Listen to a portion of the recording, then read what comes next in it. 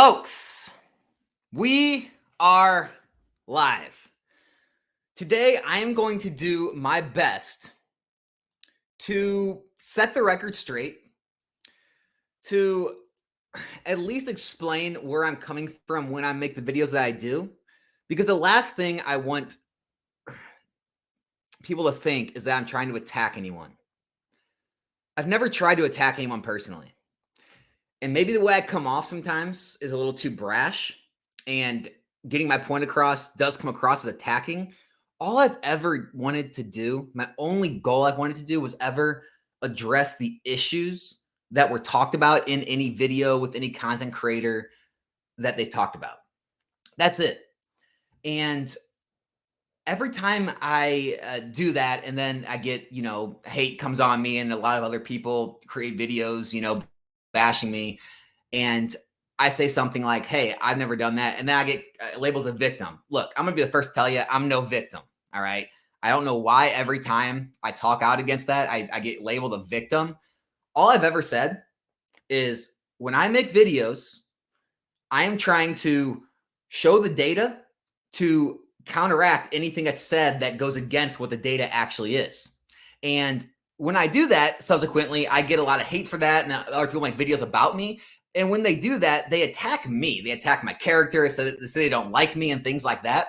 And it's a whole different scenario. Look, Danny Phantump, I don't dislike the guy. Why would I dislike the guy? One, I've never met him. Two, he's done a lot of good for this community. Three, he's been around a long time. He seems like a nice, genuine guy. I have nothing against Danny.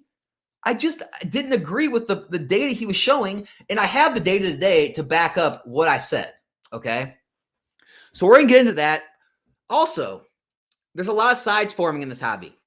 It's no secret, I don't have a lot of friends in this hobby.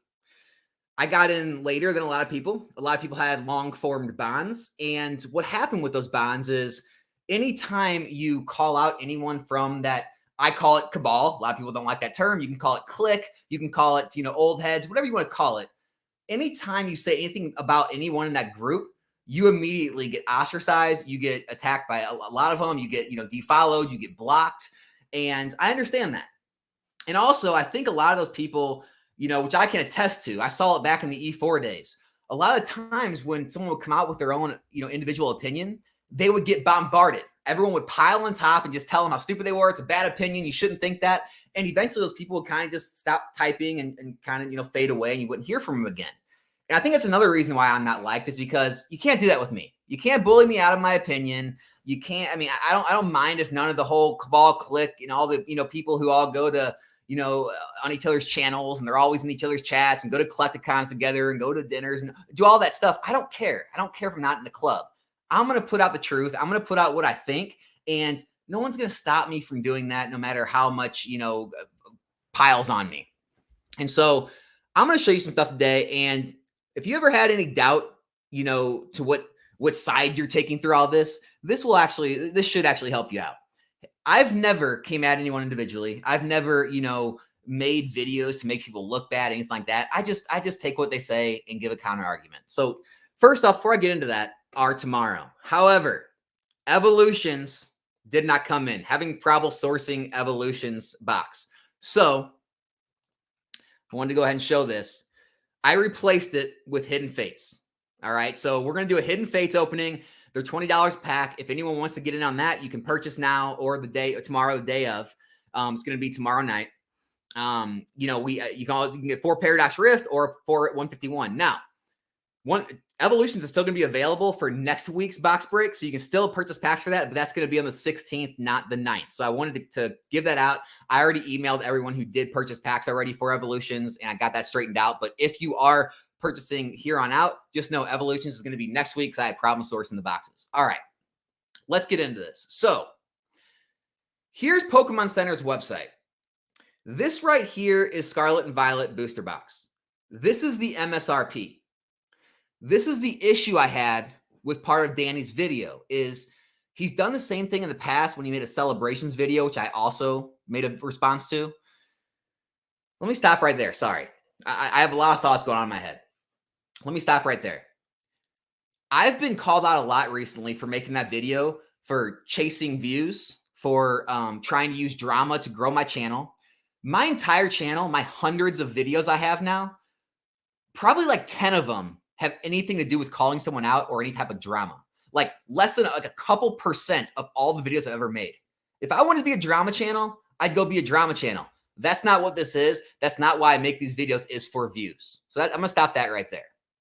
Second, this is MSRP, $161.64 a box. So in the future, when you're using MSRP as a benchmark to how investment is performing, these boxes could literally rise to $161.64, and you would be even after fees and shipping. You'd actually be negative. I'm going to get into that later, but I just wanted to understand, let you know that's MSRP. Okay. This is retail. This set just got released. Anyone can pick a single box up for about $97, $98 and a whole case for $550. Okay. I'm going to go ahead and do the simple math here on screen for everyone, and we're going to see exactly how much difference that is. Let me pull this calculator up. So what is the Pokemon Center? 161.64. So 161.64, multiply that by 6. 969.84 is MSRP case price. You can pick up a case for $550. So by the time that case gets to MSRP, you could, if you bought it right now, you could be up. I mean, I can't even calculate, like 70, 80%. I actually have the numbers later in the spreadsheet, but 70 or 80% on your money at MSRP.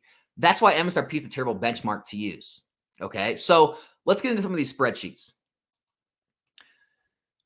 It's well known Pokemon investing is not linear. What I mean, let me take this away for a second. Let me explain this first. What I mean by linear is you don't get the same gains every year, right? You don't make like 10% this year, 10% next year, 10%, and it goes up steadily linear, right? Pokemon investing is very heavily backloaded, meaning the front load, right? The first year, year and a half, 2 years, you're going to have ups and downs, right? But that's when all the reprints, see Silver Tempest, Lost Origin, Crown Zenith crashing because of reprints. It's always been accepted. And if you're new to this, listen to me. Usually the time when products start to rise in value and the reprints stop is usually at that 1.5, 2 year mark. That's usually a safe time. Not to say it can't happen. That's usually been a safe time ever since I've been back in the hobby for the past 8 years. Okay, so getting back into these numbers. Why did I stop at Fusion Strike? Fusion Strike is exactly 2 years old. So every investment you would have made in the past 2 to 3 years, right? I have every set, base set all the way from Fusion Strike. I get talked against a lot for giving unrealistic price points, saying, well, Alex, not everyone could have bought Battle Styles, Fusion Strike and Chilling Reign at $80 a box. Fine. I took the full retail price. Look, most all these boxes you could have found at 90. A lot of these specialty sets you could have found in Shining Fates, especially in the 40s, if not 40s. But hey, I was fair. I took full retail price for every box. So if you were to purchase every Sword and Shield era box in the last, they're at least 2 years old. These are the last sold prices. Okay. With this is another thing. People always want to throw selling fees and shipping. With full 13% selling fees, with full shipping, $8 for a booster box, $10 for an ETB on average. This will be your net profit.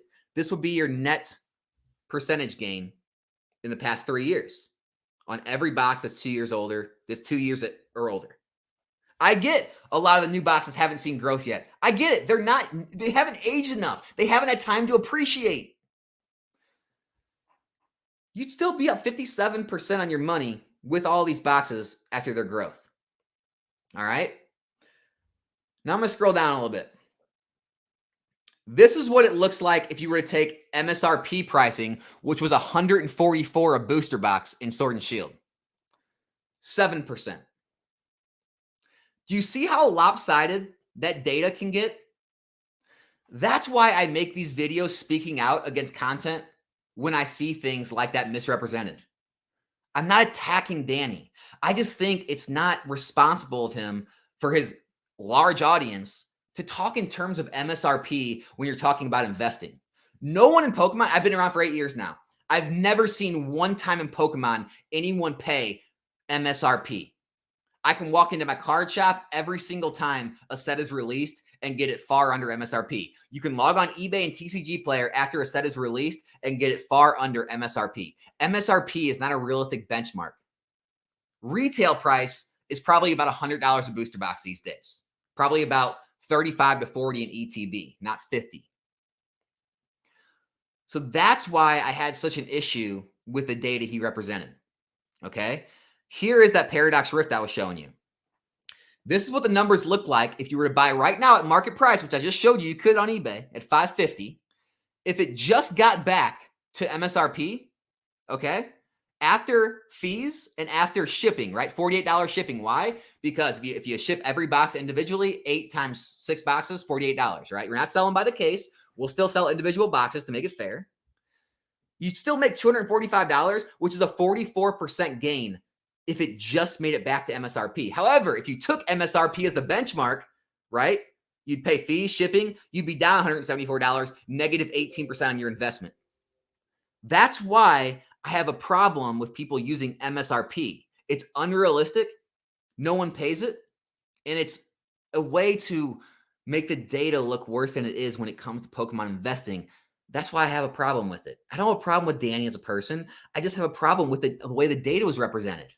Why I get attacked and so much hate for representing this, I don't know why. It's still, it blows my mind. But like I talk about it all the time, all that stuff. Well, look, I mean, everyone knows by now, right? PK, right? He comes out, makes a video, and everyone here knows I've kept his name out of my mouth. I know he believes that because I'm talking down Chinese investing, I'm attacking him. PK, brother, man, if you watch this, I'm not, right? I gave you my word at Collecticon. I'll keep your name out of my mouth.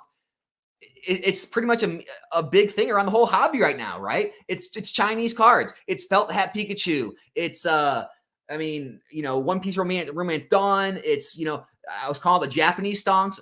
Dude, I'm not attacking you. It's just one of the things right now that everyone's stonking on is the Chinese stuff. I know you talk about it too, but you're just one of the people. I'm not like coming after you individually. So why do you make videos like this where it's literally my thumbnail, me in the thumbnail, me in the title, and I didn't watch the whole video, but I watched a chunk of it, and it was really just like attacking my character, saying you don't like me as a person, talking about like, comments. One of your big thing was like me allowing comments that are hurtful. Okay, I get that. And I wanted to explain that, okay? One, I'm about free speech. I don't delete anyone's comments, even if it's attacking me and very hateful against me. And then people, look at here's some right here. The felt that you had to make make it a responding video to someone who wasn't even calling you out and goes off of me. I generally like your content, but this video is unnecessary. I have multiple like that. Look, I comment, right? I heart them. I've got called out on that before. Alex, why do you heart the negative comments? Look, if I heart the negative comments, it's not that I agree with that person. This is my back end of my YouTube studio. This is where all of your comments end up. Any YouTuber knows this. I like to keep my inboxes empty, right? I also like to show everyone that I took time to read their comments. One of the things I hate about content creators in general, not just YouTubers, any content creator, they never take the time to at least read or acknowledge every single one of their comments. If people are taking time out of their day to, one, watch your video, two, to leave a comment and take time to type a comment to you, even if it's negative, even if it's a hater, I feel like it's my duty at least to read and hear that person out for their support of my channel or, the hate on my channel. And so, yes, I heart every single comment to clear out my inbox to let everyone know I acknowledge their comment. Let me show you. If I try to go in here and just, let's say it's something I don't agree with, I dislike it, right? Watch this. When I refresh, it's still there. The only way to clear comments out of this inbox in YouTube Studio, okay, it's to heart them or it's to reply to them. That's the only way. Now watch when I go ahead and refresh. Now it's gone. See, now that all the recent comments are gone. That's why I heart every single comment, is to clear out the inbox, let every single person know. If I could just up a thumbs up or thumbs down or just click something else that let YouTube know I acknowledged it, I wouldn't heart them. No, I don't agree with every single comment I heart if they're, saying something negative about Danny or about someone else. It's not that I agree with it. I'm just clearing out my inbox. I'm just letting the YouTube algorithm know I hearted the comment. I acknowledged it. Now it's out of my inbox. That's it. That's all I've ever done. Again, here's someone else from the crew, the cabal, that, is friends with all the same people. He made a video. Okay. I'm going to play you a little bit of it. If you guys ever wondered if you're on the right side in all this, okay, you know me, you know my heart, you know what I've done. This is the kind of stuff that is being put out against me. Ready?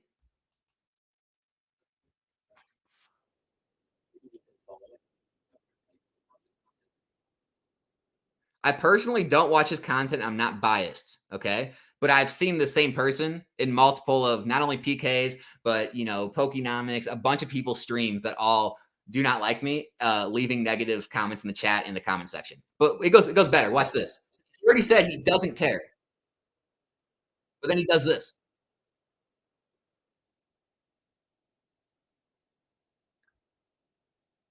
So he speeds my voice up to make me sound, whatever, high voice or whatever he wants to do.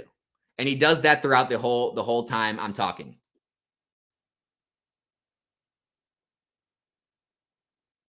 You see what I'm saying? Like these are the lows that some of these guys in the cabal that I call the little clique, whatever you want to call it, these are the lows they stoop to, right?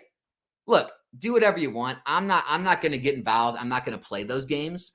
All I've ever done is try to show the positive side of investing in this hobby. Not trying to get caught up in drama. I'm not trying to start drama for clicks or views or anything like that. I'm just trying to set the record straight when I see information that I feel like is not portrayed correctly. Also, I get called out a lot on the whole S&P thing. Guys, you don't have to take my opinion for it. I'm not telling you to believe what I say, all right? Look, this is the truth. This right here is the S&P index fund, right? You'd be up about 10.32% in 3 years. That's how much you'd make per year. So about 30%, right? This is just the numbers on Pokemon investing. 57% on all these sets in the past 2 to 3 years. In the past 3 years. This last set was released February 20th, almost 3 years ago. And so, I mean, I don't know how else. I don't know how else to really attack these issues anymore, right? If I refute any claims out there that are not portraying investing in the right light, I get attacked and the whole cabal clique comes down on me, right? If I don't say anything, well, then I guess I just let all that information go unchecked, and people can get the wrong idea, and it might possibly end up hurting their their opportunities or making them possibly go down the wrong roads and hurt them in the future. So yes, I am going to show these things, but no, I'm not going to fight back. I'm not going to say anything bad about PK. I'm not going to say anything bad about Danny or, Rock Sandy or any of these guys who want to talk bad about me in other people's comments or chats or make videos or whatever it may be. Here's the thing. I'd rather the hate be directed at me because I can take it, right? I got thick skin. It doesn't bother me. What bothers me when you see me get bothered is the pretty much the community as a whole thinking that I'm the bad guy in all this, right? Look, you can hate on me for a million different reasons. I'm sure there are a lot of things about my personality, about, the way I carry whatever. I'm sure there's a lot of things you can dislike about me. I have an issue when people dislike me for the wrong reasons because I am not someone that's coming after attacking people. I'm just going after the data. And so hopefully this, shines a different light on this whole situation. Hopefully we can move past it. It obviously caused a firestorm all over YouTube when I made that video.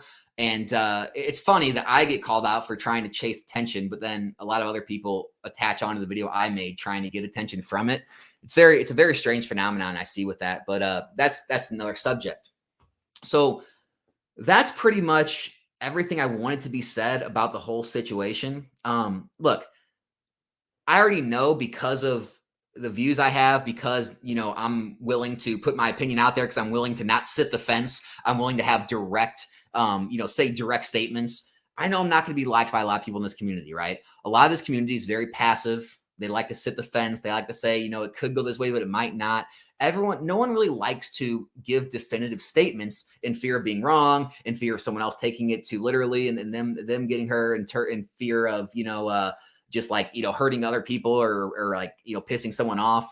I get it. I'm already not liked by a large portion of it. I know I'm not going to, but the one thing you're going to get out of me is you're going to get the truth. You're going to get the real facts, the real data.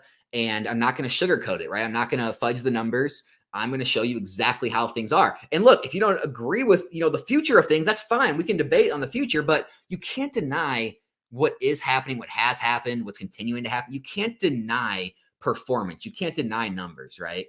And that's all this channel's ever been, is showing the data and the numbers. So let me get in the chat. I'm sure it's going to be spicy. Also, look, PK, if you're here, man, you know, chat in the chat. Look, I'm going to go back in my back end. This is my YouTube channel. Settings, where is it? Permissions? No, not permissions. Community.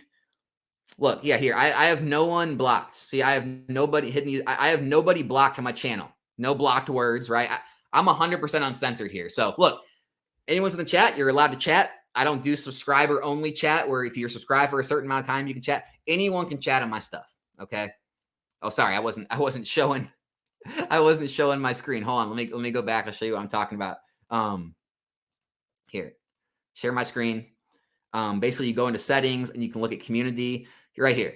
I have no one hidden. I have no, banned words, no banned channels or creator. I have nothing banned on my channel. Never have, never will.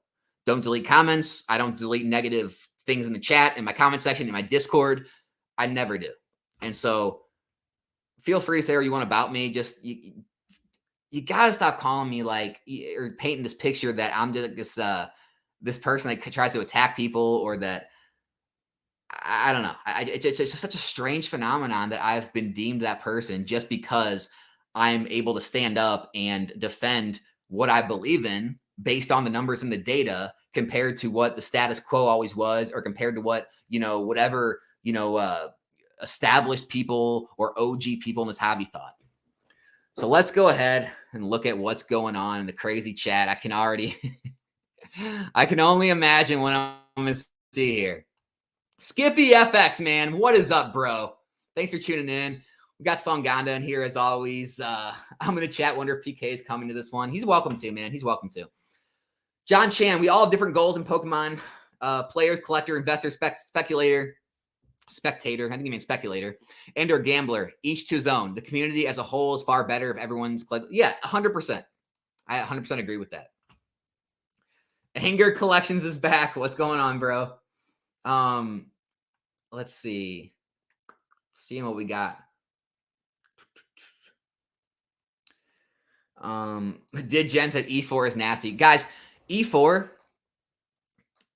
I understand like why I get attacked from all angles, from, the cabal, the clique, whatever. It's because those tactics used to work on E4. I saw it happen. It happened to me. I saw it happen to many others where you'd post something that was out of like the accepted thoughts, and you'd immediately have like 20, 30 people on that thread all bashing you, how stupid you were, how you don't have done enough research, you haven't been in the hobby long enough, you don't understand what you're talking about.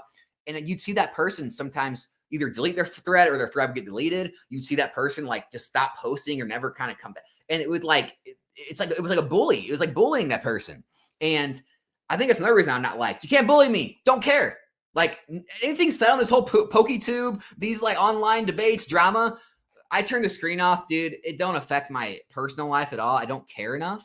And so I think that is another thing that kind of gets to them, is that you can't all jump on me and bully me into submission to like take back my opinions or my thoughts or my words. Like it's not going to happen. Like everything I say is backed up. I can back it up. I can show you, I can show you where the numbers and data and everything came from. All right. AK Cam, I watch all these people's channels. NMPK, Danny, SM Pratt. I like them all. Well, good for you, man. I'm glad you spread the love. I don't hate Danny. I like him, but I always feel like he doesn't want anyone investing, so LGS can have it for themselves. I think it's dumb. Everyone should collect and invest themselves. Yeah, again, I'm saying here, I don't have anything against Danny. Seems like a nice guy. But yeah, his content, whenever he gets into the investing videos, it does seem to have a negative connotation to them where it's not as positive as some of his other videos are. If you don't care, you wouldn't make a response video. Well, that's not true. I cannot care about what people think of me, but I can care about how I'm being portrayed if it's portrayed falsely, right? I'm here to set the record straight, right? So if you just come out and say, hey, Alex, I don't like you. I don't like the way you look. I don't like the way you talk. I don't like, what you stand for. That's fine, right? You can hate me for that. I have no issues with that. That doesn't affect me. But when people are like hating me for things that aren't even true, that's when I start to get an issue, right? Like that's when I'm like, And then I see a lot of people that I thought were friends, I considered friends, I've talked to, like even on the phone, on, and I see them all supporting the other people whenever I'm in these types of situations, and never really supporting me. those things obviously get to me. It's like, well, hey, I'm glad I know where we stand now, but why are you so nice in my face? Why are you so nice to me in person or on the phone? And then go, support these people that are attacking me behind my back. It's very strange. So yeah, there's things I do care about, but no, I don't care if you just don't dislike me. It's fine. Go ahead. Hey, I'm glad you found the channel, man. I really appreciate that. Thanks a lot.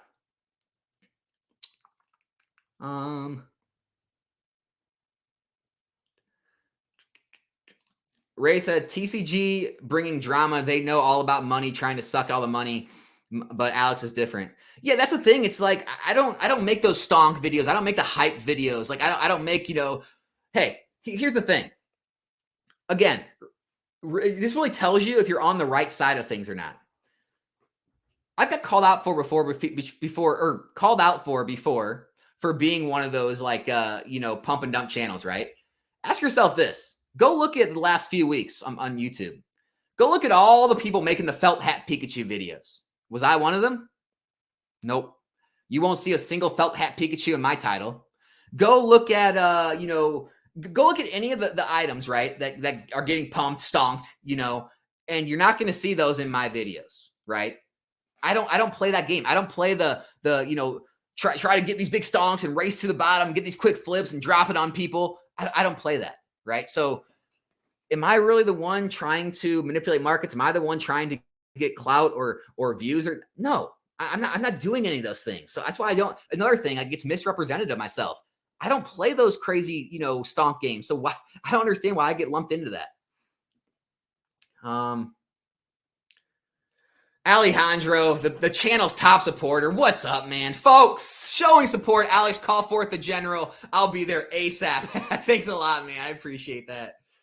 Jessica, hey, I haven't heard from you in a while, Jessica. Love your content, Alex. Never change your methods or cower down to anyone else's opinion on you. You do you and love your honesty. Yeah, I'm never going to, and that's why I'd rather me get the hate than someone else because I can take it. It's not gonna stop me. It's not gonna slow me down.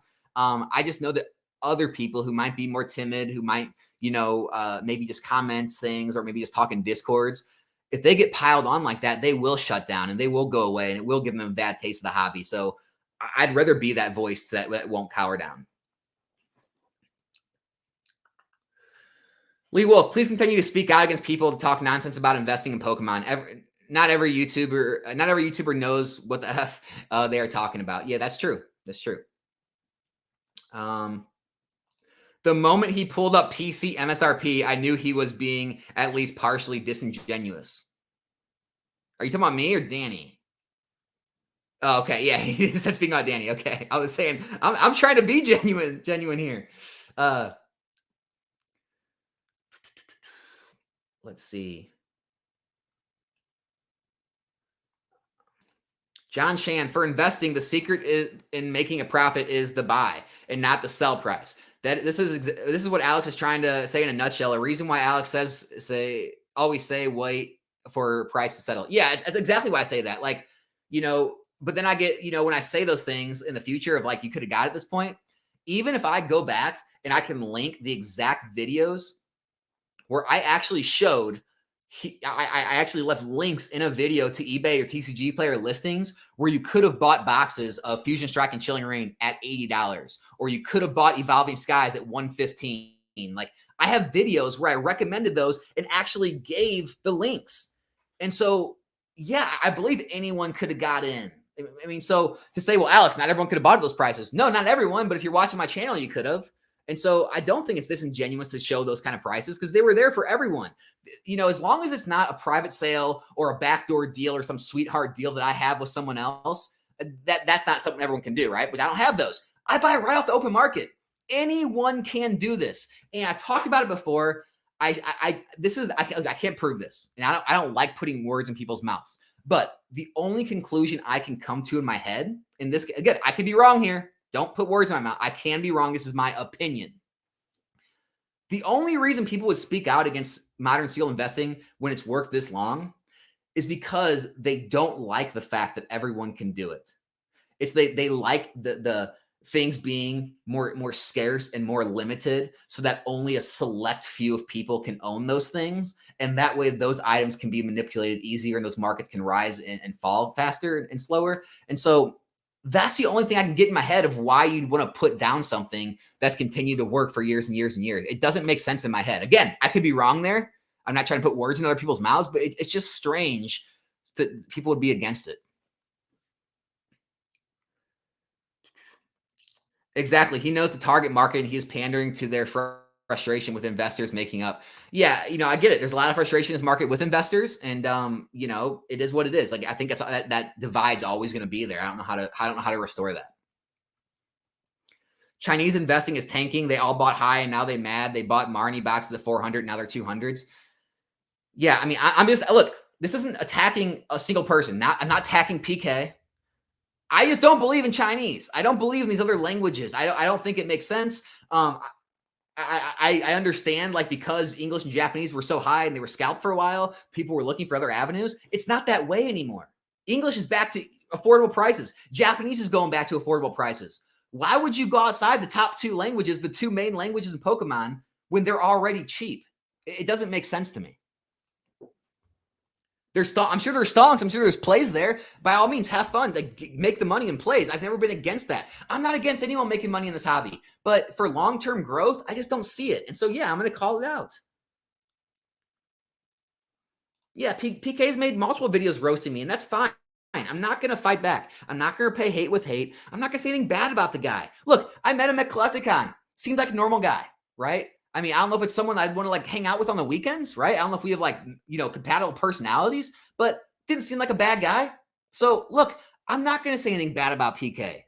I don't know why he feels attacked by everything I say. Look, yeah, we have difference of opinion. So when I make videos, saying things like, Chinese or other things that he believes in, I don't believe in, maybe he feels I'm coming at him personally. I'm not. I promise you I'm not. I just, Chinese is one of the big things that's talked about in the hobby these days by many different channels that I see. And I don't believe in it. So I'm going to talk out against it to try to save people from getting sucked in to the hype. That's it. That's all this is.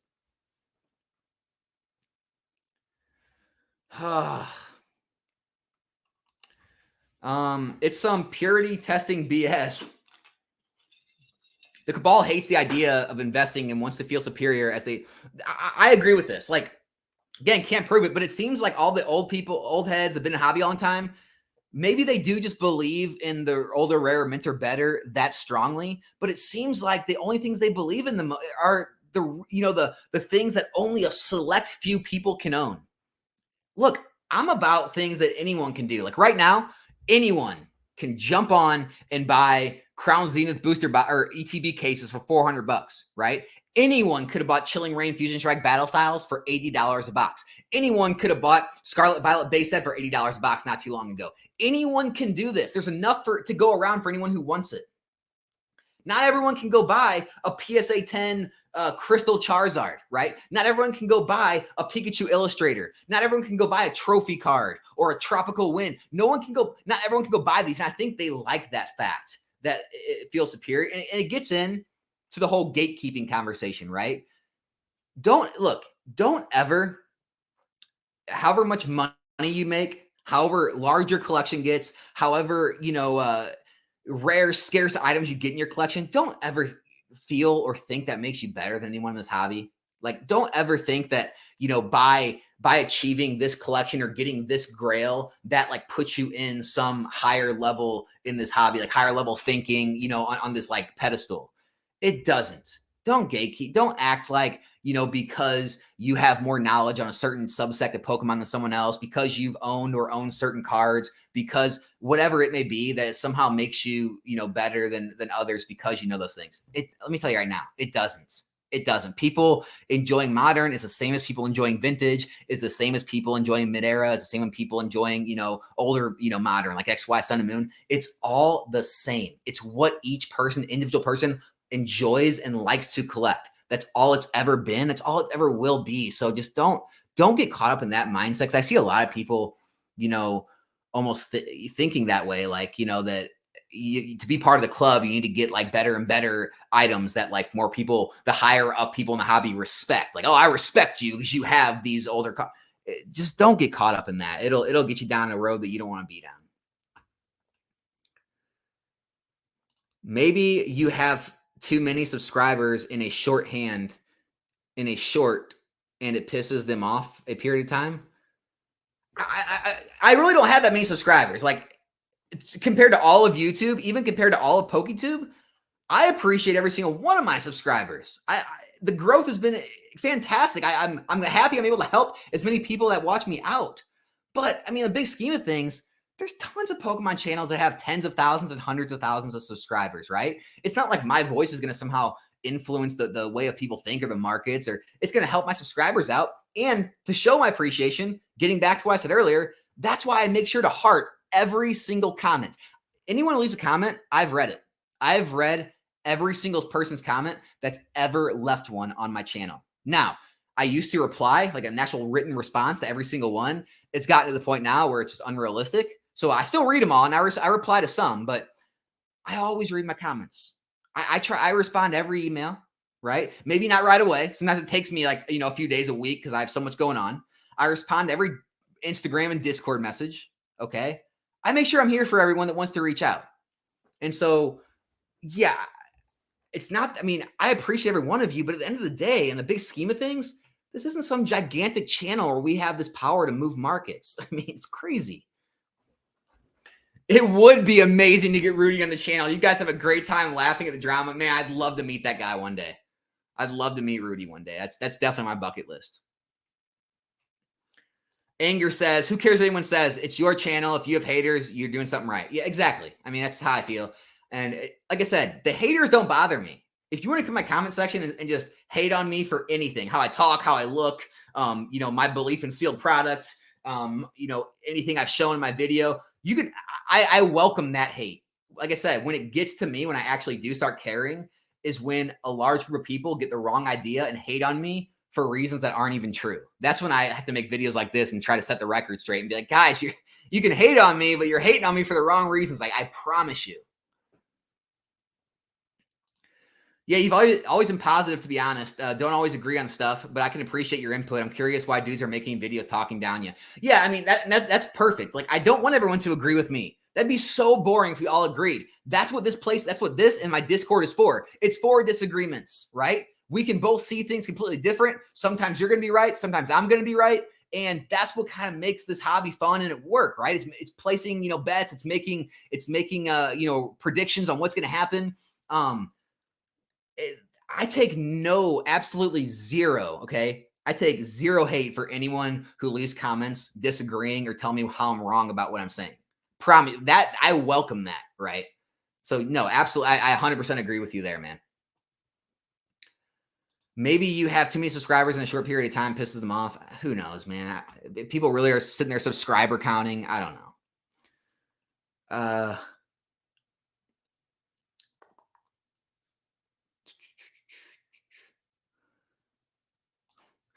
There is no bad guy. People are so weird. Why does there have to be sides? We're all on the same side. We love Pokemon.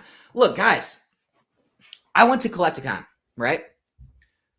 I tried to talk to every single person in person. Anyone I've ever had any type of small beef with. Talked to Mason Cardinal Gaming.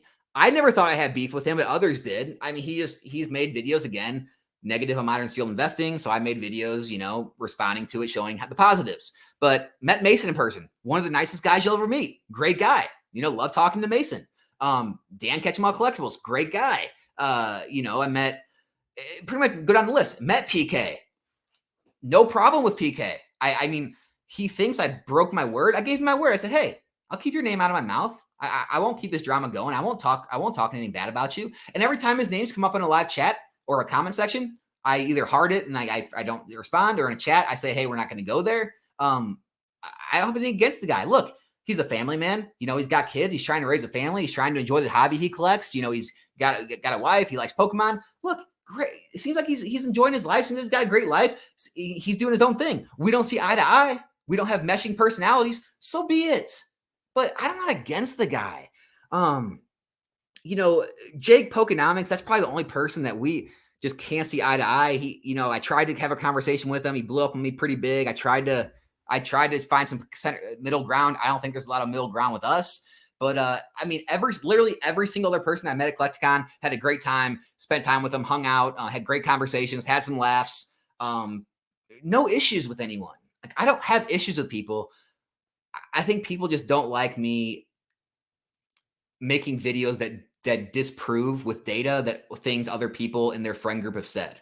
Where in my mind, like we're with my friends, like real life friends, those are the first people that I can disagree. Those are the people, right? Like, you know, it's like you can go at each other so hard. You can call each other idiots and like that's like normal friendship, right? At the end of the day, you have each other's backs. But if you can't disagree with your friends and call each other out on their BS, who can you disagree with?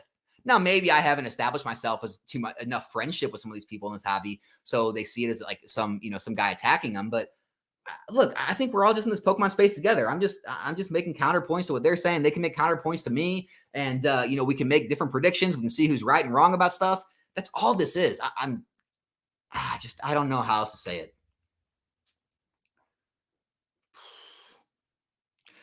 I think the drama generates clicks. You'd actually be surprised. So yeah, that video I made yesterday about Danny Phantump, or 2 days ago, that video did very well. In the past, the videos I've made in responses, they haven't been my best videos. My best videos I've made, the ones with like 10,000 plus views, they're not drama videos. Some of my best viewed videos, here, if I wanted to go after views, I'll tell you what videos do well. Top 5, top 10 videos. Let me go to my channel. I'll show you what I mean. See, here's the thing. I can prove everything I say. I don't just talk out, All right, most popular videos on my channel. Ready? Modern Pokemon investing is doomed. Get out while you can. The dark truth about Pokemon investing.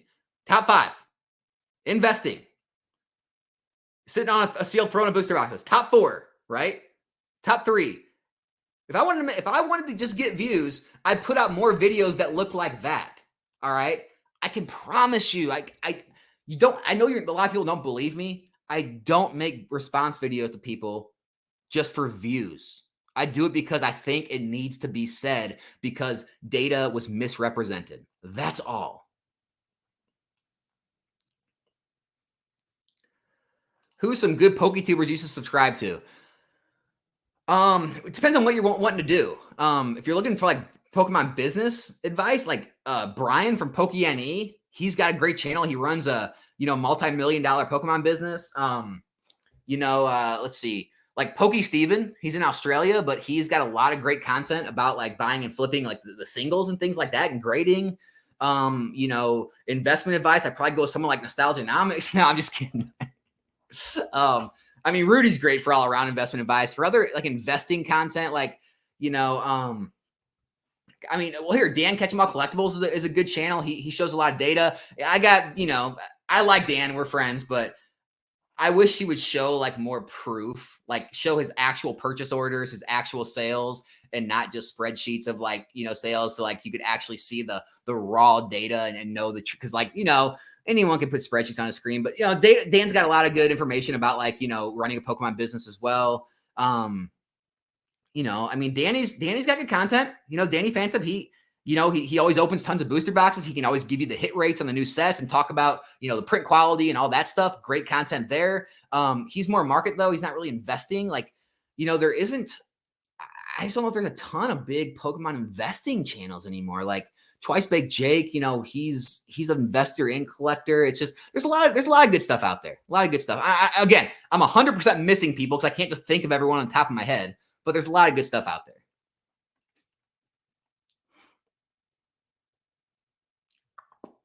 I will say that hate against you is getting ridiculous. Your take on Danny's video is 100% correct. It was a terrible video. PK just wanted to get on the soapbox to get views. I can't speak on that. Again, not going to get lured in and talking bad about PK. It's not what I do anymore.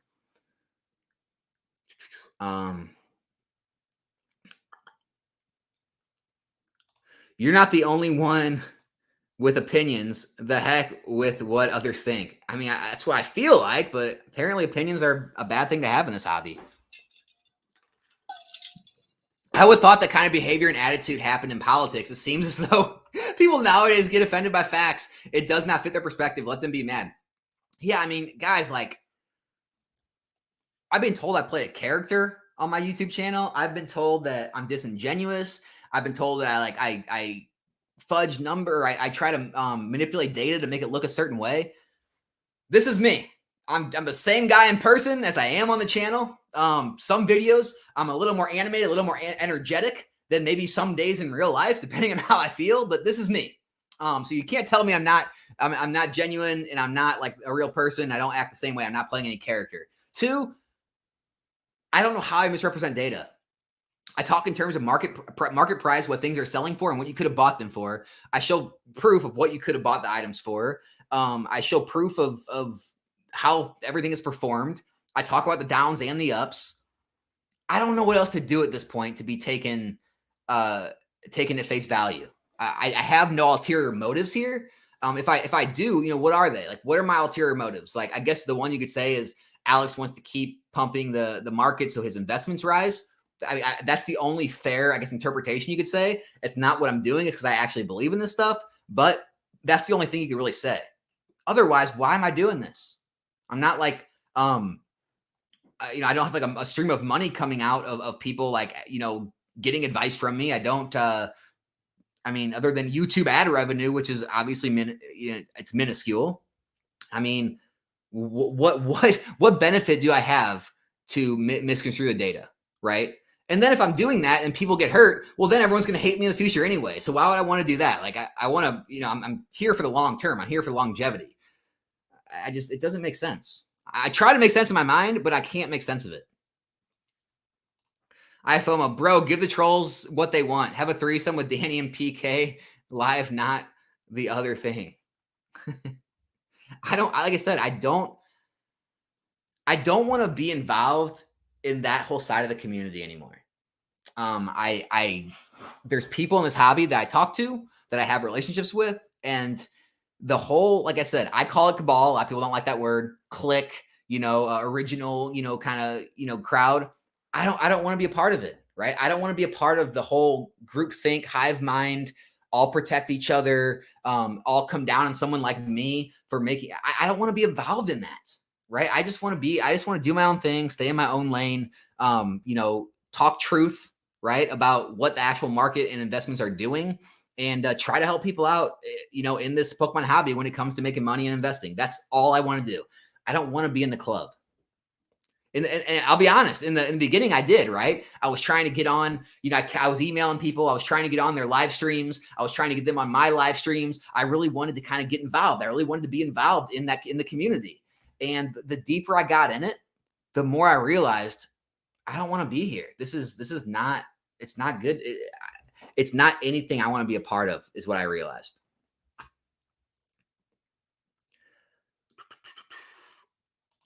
Danny Phantump is streaming now. Good for him. Dude, guys, I wish Danny the best. Like, don't get it twisted. Been watching your videos for a while now, and one thing I will say is you have gone out of your way to say nothing is personal, and you've just sharing your point of view, wishing everyone success. Absolutely.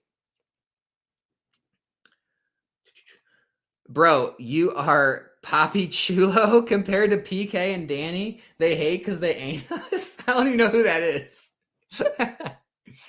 That is the problem with soft, man. Society doesn't go forward. Keep it up, Alex. Love the uncut raw content. Absolutely, for sure. I remember when I was starting in Pokemon investing 2 years ago, there was this movement almost where all investors were called scalpers just because. I remember that. I 100% remember that. Everyone was a scalper. Anytime you bought anything in bulk or quantity, you were a scalper. Yo, what set should I go for next, Alex? I already got One Piece OP1. It's a nice set. I think when I say when, again, it's my opinion, but if and when those 151 UPCs drop in the 80s, I think that will be a great pickup. I think Crown Zenith, anything at $400 or under a case is a good pickup. This is just for me though. It might be a while till they rise, whatever. That's just what I see. Those two right now. Silver Tempest is still very low. You can find that very cheap still, like under 110 a box. I think that's a great pickup. Lost Origins is starting to rise again. It's starting to get up there. I mean, in my opinion, like I said, this is my opinion. I think a lot of these Sword and Shield sets, anything with an alt art in it, besides probably Battle Styles, it's kind of weak. Like Chilling Reign, Fusion Strike, Astral, Brilliant Stars, Silver Tempest, Lost Origin. I think those are all good, in my opinion, for long-term growth under $150. That's just me, though, right? You may have different goals in mind, different time frames, but in my mind, I can't see a year or two from now when most, if not all of those, are over $200. That's just how I see it. Barring some crazy economic collapse, failure, just regular market. But guys, I'm not hyping things up. All right. I'm not trying to shill things. It's just my opinion. That's where I see it. That's why I'm placing my bets there. That's why I'm continuing to buy boxes and cases of those, because I'm placing my bets. That's why I think it's going to happen. You can disagree with me. Feel free to disagree with me and call me an idiot. That's fine. That's the kind of banter I welcome. Call me an idiot or call me wrong and give me your perspective when it comes to that kind of stuff, right? Alex, draw some Easter eggs. Have you seen the new shiny Pokemon? Do you it the full art? Shiny Mew is real? Yeah, I think it's real. Here's the thing, guys. I know people in this community that I've met. They've reached out to me or I've met them, whatever which way. There's people that get product literally 3 weeks early sometimes. So, I know that's way early. I mean, maybe it's not real, but when you see things opened early, it's not that anyone's stealing. There's no theft. I know a lot of people make maybe Rattle or Opossum Bud or those type of channels. They make channels, they make videos, questioning if PRX is getting stolen. Some may or may not get stolen, but a lot of these cards, people can get these 3-4 weeks early sometimes from their distributors or from Pokemon. And so, yeah, I mean, a lot of the stuff can come outrageously early and not be fake and not be stolen. Oh, yeah. God, see, that's what I forgot. I forgot Eli. Of course, Eli Pokemon. Yeah, me and Eli are boys. Hey, here's a great story about Eli. I was in one of his recent lives, and he was talking about Paradox Rift at pre-release. And he was saying, and people were asking him, what's the most undervalued card? And Eli called it. He said, the Groudon. He said that Groudon at $20 is going to be one of those cards that's more after pre-release and not less like most cards. He hit the nail on the head. That Groudon, I think it's down in the 30s now. That jumped up in the low mid 40s. I mean, if you would have bought those out in mass at pre-release, you could have made 100% on your money flipping them after release. Pretty crazy. So Eli hit the nail on the head with that. But Eli's got a lot of good takes too. Again, me and Eli don't even agree on everything. I mean, he's got a lot different business model than me set up, where he focuses a lot on bulk. He has card sorter machines and he sells large amounts of bulk, a lot of Magic bulk. So we see things differently. We see investments differently. But no, Eli's a great source as well. Crazy part is you show the numbers and they spend their time explaining why those numbers are not valid. That's the funny part. I'm so glad you said that. All I do, I mean, I back up everything I say with numbers, but then I constantly get told why those numbers aren't realistic, how the future is going to be worse. Well, why can't I just come out and say the future is going to be better, right? I think the future, everything's going to go to the moon again, right? I can talk in terms of the future just like they can, or it's so strange to me why people just can't take the numbers at face value and make their decisions based off those numbers. That's the definition of making up your own mind. Like hearing someone talk and give their opinions for an entire video, and then you trying to derive your own opinion from that. That's the worst idea. The best idea is for someone like me to show all the numbers, show all the recent sales, show the market, the market data, show what's happened, show everything, and then you can make your own decision based on everything I've shown. That's what making your own decision is. Anyone down to show some singles trades or seals trades? Hey, check out the Discord. Discord's in the description below. There's a buy, sell, trade section in there. You can definitely check that out. Appreciate it, Kevin. Thanks for the support, man.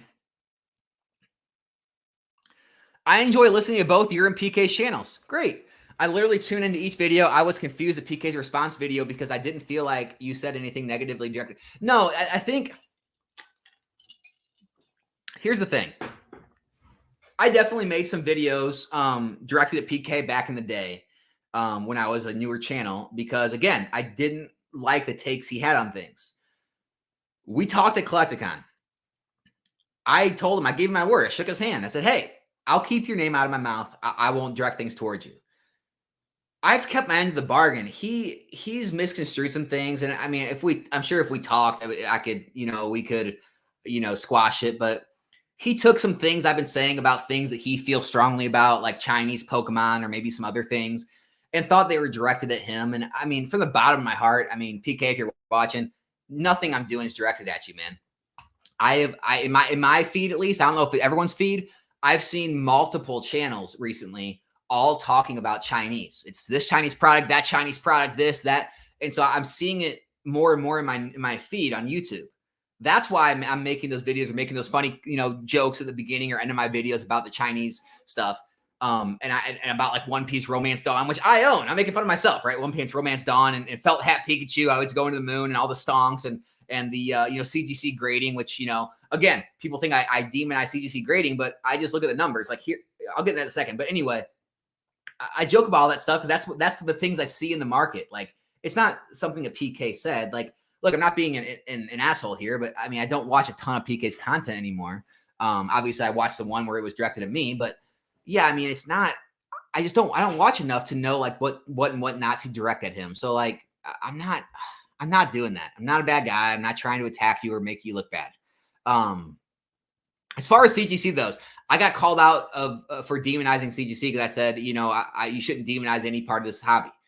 I don't demonize CGC. I make jokes about it. And the reason I'm against and openly talk out against CGC is the finances.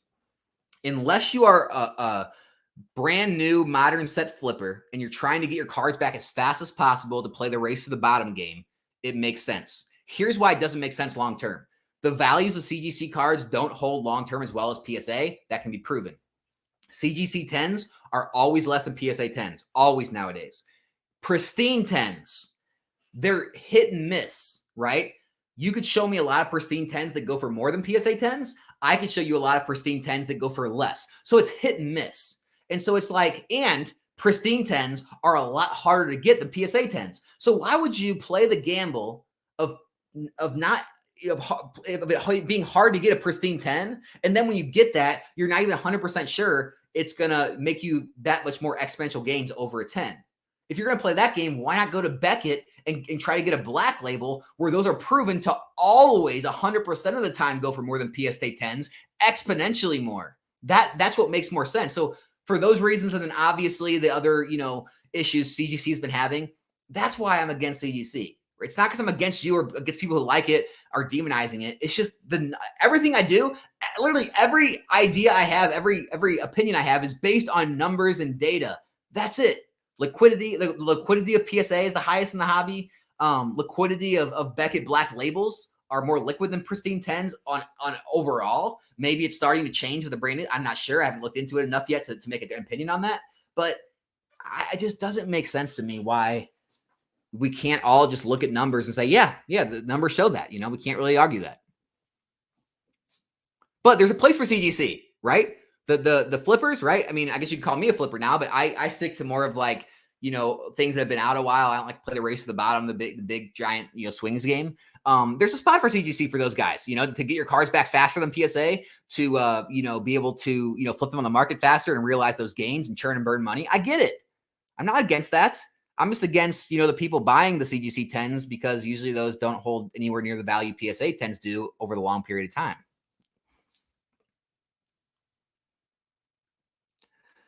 Johnny, bro, you did nothing wrong. Don't let them mess you around like that. PK and the Cabal ain't you, bro. You're way more real than they are. You are doing what you're supposed to do. I appreciate that, man. Do you think Catch 'em All still get along? Do you and Catch 'em All haven't seen you guys do a video recently? Here's the thing. I never even know anymore. As far as I know, me and Dan are friends. Talked to him at Collecticon, hung out with him. I've texted him since then. He's gotten back to me. I think we're friends. I thought I was friends with Retrospecs. I'll go ahead and shout his name out. Thought we were friends. I've had 2 or 3, I think 3 maybe, phone conversations with Retrospecs that have lasted like an hour, 2 hours. Like, we talked about a lot of stuff. I mean, I thought we were friends, right? Recently, he's blocked me. So I am sure he's unsubscribed and all that stuff, but he left my Discord. And then I was in a chat I forget which channel, and I saw a lot of people seeming to be talking to retrospecs. And so I said, that's weird. So what I did, I got on my personal account, not my Nostalgianomics account. And sure enough, Retro was in the chat talking. I couldn't see it on Nostalgianomics. So obviously he blocked me, so I couldn't see anything he does anymore. And now he's having a live stream coming up with Jake Pokenomics. And you know, I'm not going to get into the things he said about Jake in the past, but yeah, it's very strange how his community works. So it's like, I think I'm friends with Dan. I thought I was friends with Retro, and now all of a sudden we're not. I tried texting him, and he just didn't respond to my texts. So, like I said, this community is so strange. I never know who I'm cool with and who I'm not, because things just shift so fast. Retro, if you're out there, man, feel free to call or text me or reach out. Let me know what I supposedly did to piss you off now. Like, I can't keep track of all the things I do to piss everyone off. It's crazy. This hobby's it's so insane, man.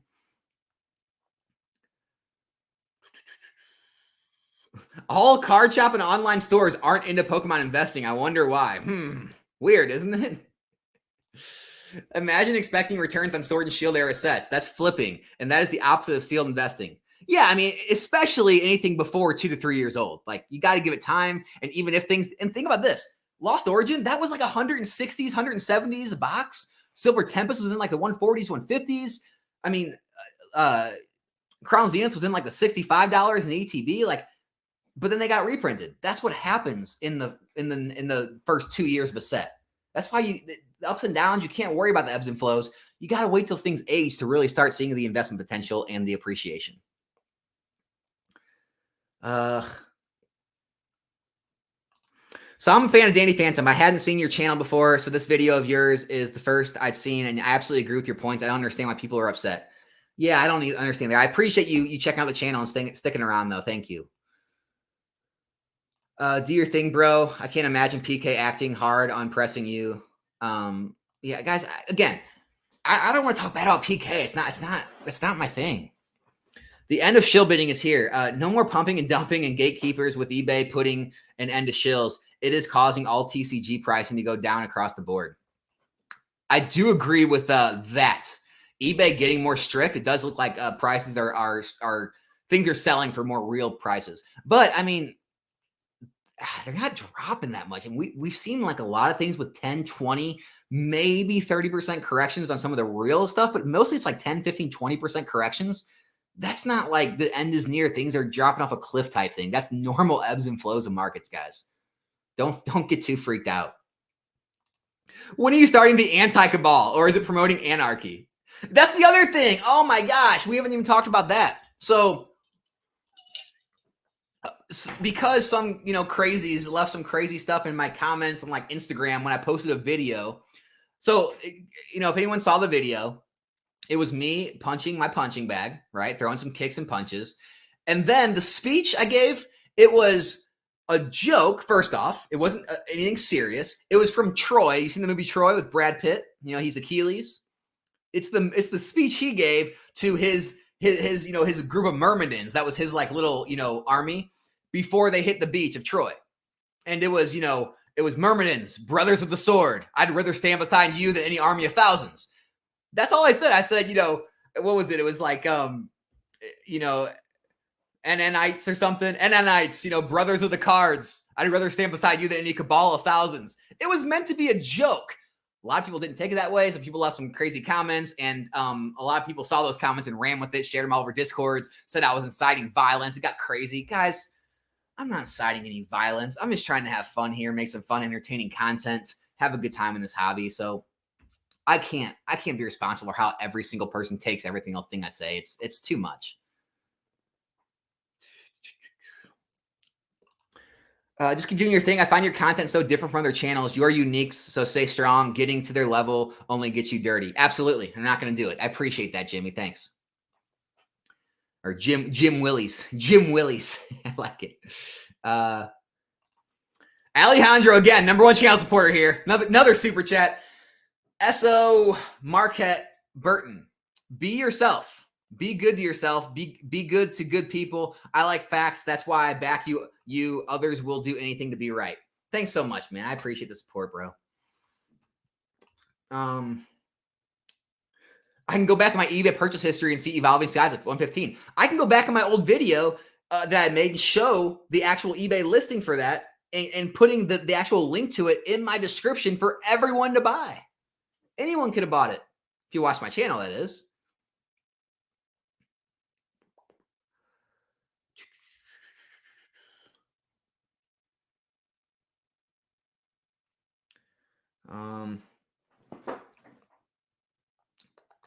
Guys, I'm skipping a lot of the comments because they're talking about PK, they're talking about Danny. I'm not trying to promote that stuff, you know. I appreciate you sharing your opinions, but I'm not trying to hate on either one of those guys.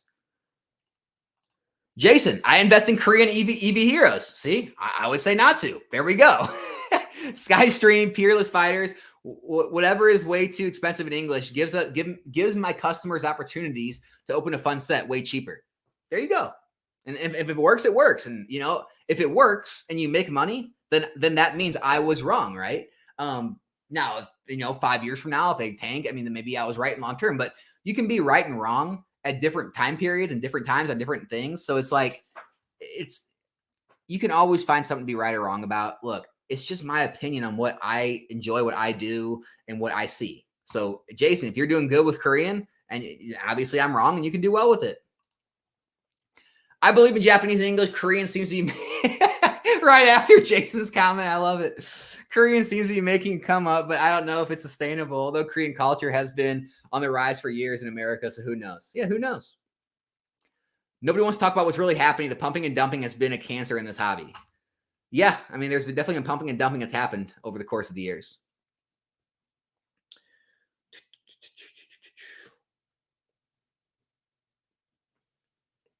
It's over for the gatekeepers. Can't pump when the money runs out. Got to pay to play now. No more shilling. The frisky squid. Older, rare, mint, or better. What about when a sealed box becomes lower pop than the chase card? Well, boxes aren't really done in population reports, but lower supply. That's right. The box becomes worth more. Yeah, absolutely. It's happened. I mean, it happens a lot. I mean, right now, like there's multiple sets, especially going back to earlier Sword and Shield, Sun and Moon, XY, where the boxes are worth more than the top hit in the set in a PSA 10. Evolutions is one of them, right? Well, no, sorry, that's got the Hollow Charizard. The top hit in the set was supposed to be the full art Charizard. Surprisingly not as much, but I mean, obviously Burning Shadows, Charizard is nowhere near in a PSA 10 as much as the box. Or Darkness Blaze, I mean. Burning Shadows is way more. Darkness Ablaze, though. Let's think. I can't think of them off the top of my head, but yeah, there's plenty that in a PSA 10, the top hits in the set aren't as much as the box itself. It happens.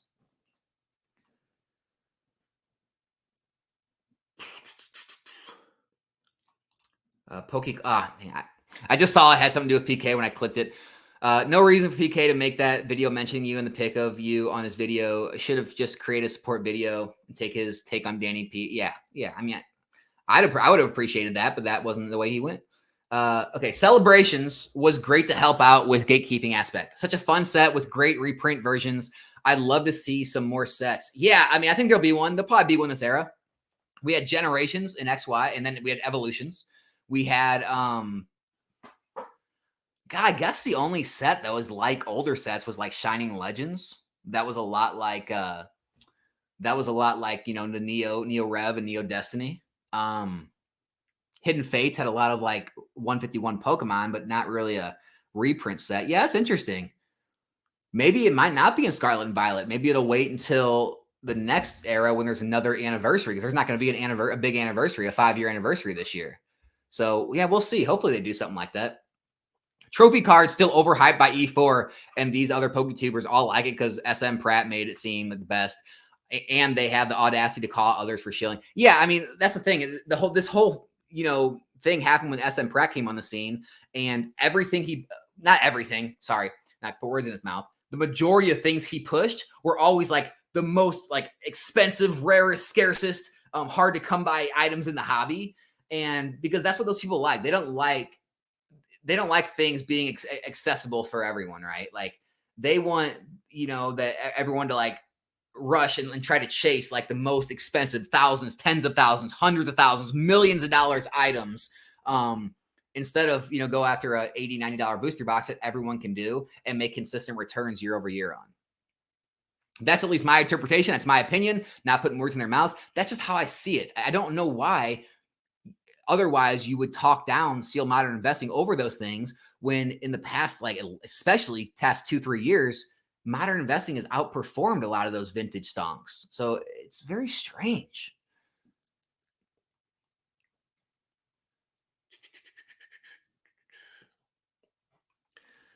There was another guy, Northwoods, who talked trash, and then too, this guy gets lots of hate. Yeah. Again, Northwoods, had him on the channel before, been on other live streams with him, talked with him before, thought we were cool, thought we were friends, and he's made multiple videos negative on me. So it's just, like I said, I don't, but again, Northwoods, he's definitely very friendly with that whole crowd I talked about. Like he's in that sphere with them, that clique, that cabal. So, I understand, you got to stick together when you're in groups like that. Weird how most of these people start acting buddy-buddy with NN, then they go off on him. It gets weird. I don't know if NN or them, more than one person goes off on NN. Exactly. It's like I make a video, you see multiple YouTube channels all come on me. You don't see one. There's not one channel that comes out in favor of what I said or on my side. You got to admit there's something going on there, right? Especially when everything I said is backed up with numbers and data. I mean, that there's more going on there than just having a difference of opinion. It's a groupthink, hive mind, and then Nostalgianomics is the bad guy. Anytime he comes after one of our own, we got to pile on him and keep him down. I mean, it's very obvious that's going on. And again, don't pay me as a victim. Not a victim, not victimizing myself, but am I not able to call out what's happening? Like it's happening. It's a fact. I'm not saying I'm not being a victim. I'm not feeling victimized. I'm not feeling bullied, any of that crap, but it's happening. You see it. I mean, you can just go click her on YouTube. You can see it.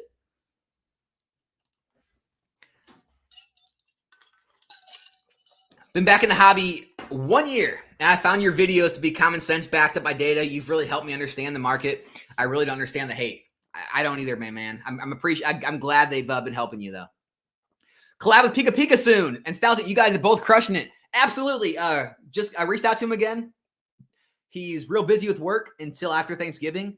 After Thanksgiving, he is going to come on the channel.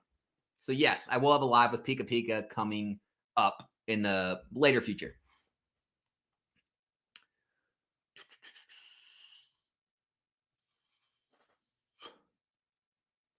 I reached out to Pika Pika back before Collecticon, and we couldn't make it time work before I left. So he said, just reach out when I get back. And I dropped the ball. I didn't reach out to him until recently. So that was my bad. I've been busy. I quit my job. I had a lot of other stuff going on. It just didn't cross my mind to really go through and find guests and reach back out to him. So I dropped the ball there. I reached back out. We're going to get it set up. So that's all me.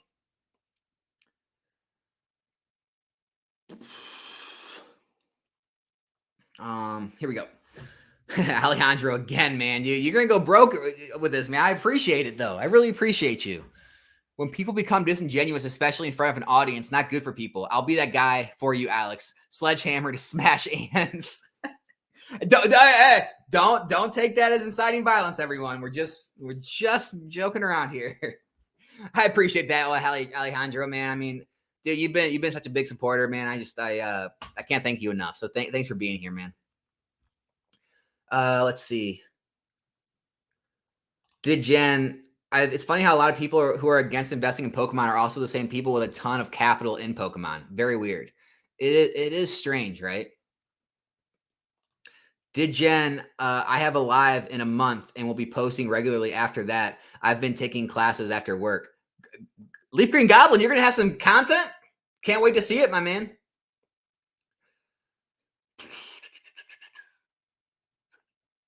People get emotional about hobbies they're passionate about. Absolutely. I agree with that. But I mean, I don't, we should be able to come at, be able to disagree on things in this hobby and give our counter perspectives without hating each other. Right. Right. I don't hate anyone.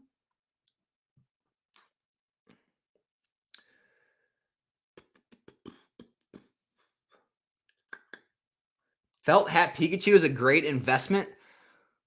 We'll see. It's definitely a stonk right now, and there's no limit to how high stonks can go, but there could be a big drop off after the stonk ends. That's all I'm going to say. Jake is a nice guy, but he mistakes people disagreeing with people misunderstanding him. He thinks that only someone who misunderstands him can disagree with him. Guys, I'm not going to talk about Jake too much. I tried to squash the beef with him at Collecticon. It ended up with him raising his voice at me in the hotel lobby one of the nights. Really kind of, he believes that I am just actually bad for the hobby. He doesn't think I understand the way collectible markets work. He doesn't, he just really thinks he doesn't think very highly of me. And he said all this to my face. And I respect that. And so he may be a good guy, but he definitely, we're never, it doesn't seem like we're ever going to see eye to eye. I tried to find common ground. Jake didn't want to find common ground, and it kind of left unfinished. So that's the story with Jake. My favorite friend group roasts each other all the time. Not a fan of people I got to walk on eggshells around. Absolutely. Thank you for saying that. I'm glad other friend groups are that way. Doesn't everyone's friend group all just bag on each other? Like, isn't that like part of it? Like, you all get together and everyone like jokes and makes fun of everyone for this and that. And like, you all just like laugh at each other. And that's normal for friends. Like that should be like normal, human interaction.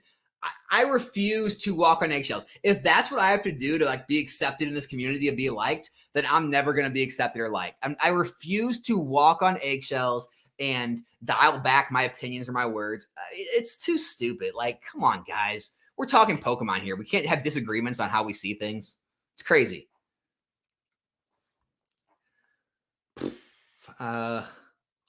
YouTubers experience audience capture at some point. Basically, they said something before. They have a positive audience response, and the creator doubles down attempting to capitalize.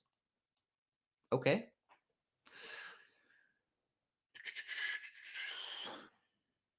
Pokenomics been rarely posting since the beef with NN. Yeah, I don't think he wants to do YouTube anymore.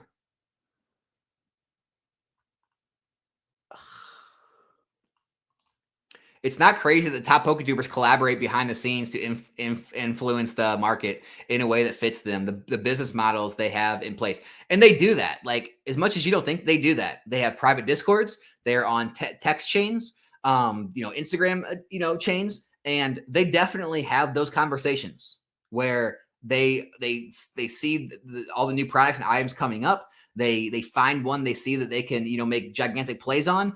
A lot of them all go together, all jump in the same play, and they all pump the market and make a lot of money on it. It's been happening for years, and they still do it. It's not me creating boogeymen. It's not me making things up. This happens.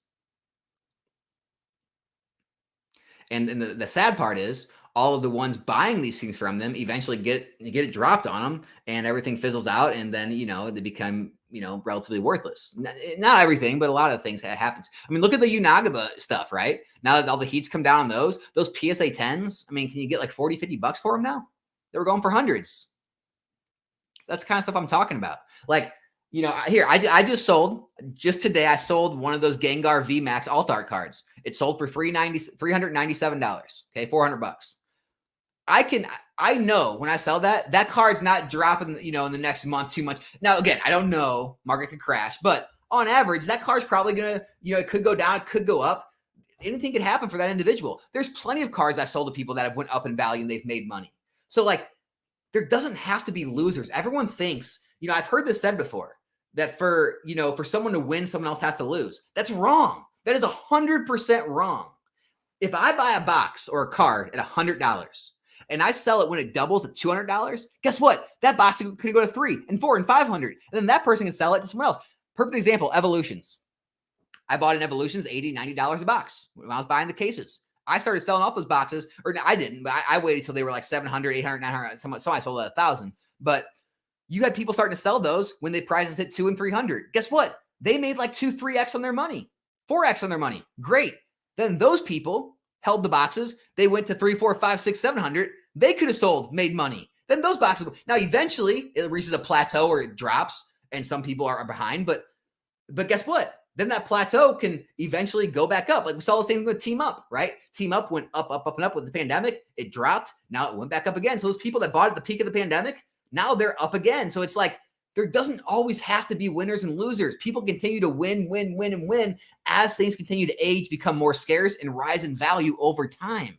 It doesn't mean everyone's going to have the same exponential levels of gains, but you can still see gains in the future. You don't have to always, sell these things that are going to, have gigantic pumps out of the gate and then drop on people. It doesn't have to be a thing in this hobby.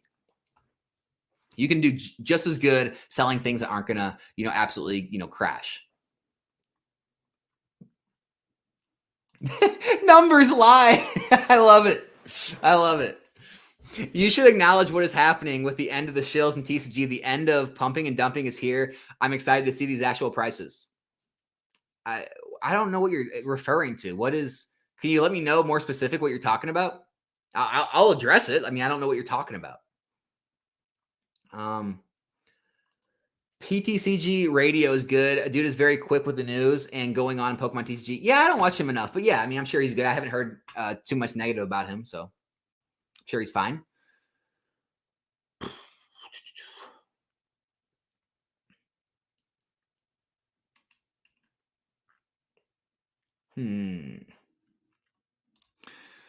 Pat Tat, dude, keep doing what you're doing. You're doing well. I enjoy the content. I appreciate it, man. Thanks a lot. Nick, what's up, bro? Too much drama. There is way too much drama these days, man. Can't take it. Can't take it. I saw pictures on your Facebook of you being in the old hood for Halloween. Sorry, we weren't home. We were not home. I wish I could have saw you and the kiddos.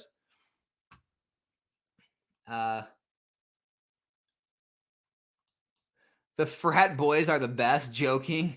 Ryan keeps me around in the hobby. Oh, cool trainer Ryan. Yeah, dude. I mean, I'd love to have Ryan on the channel one day. He keeps it real. He commented on one of my videos before. Yeah, I mean, I'd love that cool trainer. I think we'd have a good conversation. He's another person that doesn't care. I like people like that. He'll just say whatever he says. Some people are going to hate it. Some are going to love it. Guess what? He's speaking his mind and he doesn't apologize for it.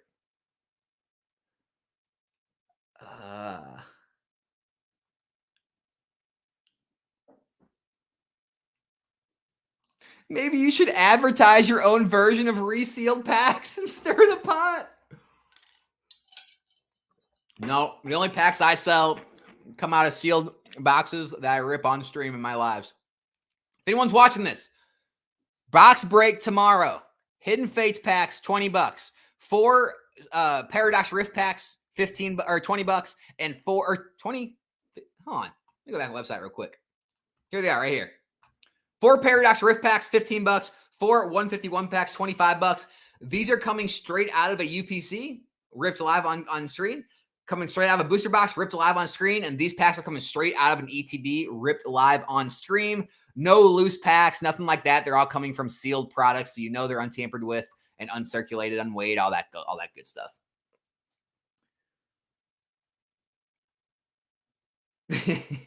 Well, this isn't true, Native. The Dark Truth is collapsing right now. Sales have come to a halt right now. That's not true. Vintage is on the verge of imploding. And if these guys are going to take, Vintage. So here, a lot of people, hear me talk negative on Vintage. I listed all of my first edition base set PSA 9 hollows. I have all 15. I don't have Charizard. I have yet to sell, and a lot of them are listed at lowest market. I have yet to sell one. I have had one offer on the Blastoise, and that's it. Now, a lot of people used to think the reason this is because vintage stuff's so much more expensive. However, you can see other modern cards at the $1,000, $2,000, $3,000, $4,000 price points selling daily, especially modern boxes too. I mean, I listed the Gengar VMAX, right? It sold in 2 days. I've listed other modern cards in the multiple hundreds, sold in days. I listed that Shauna Full Art I graded, right? That Shauna XY Premium Trainers Collection. I had offers of $425 and $450 day one. Some people say I should have took them, but with that card, I know the last one at auction went for $425, but I'm holding out for a little more on that because it's so rare to find.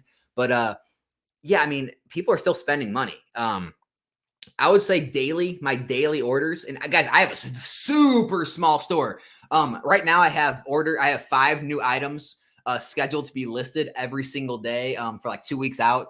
And I have a lot more. So I'm going to continue to have 5 items listed a day on my store, but I still have under 100 inventory on my eBay store because every day, like 2, 3, 4, 5 items sell. So like I'm having almost as much sell as I am listing each day. So the market's definitely not collapsing. Things are still selling. PSA cards still selling. Singles are selling. I don't sell a lot of my sealed stuff.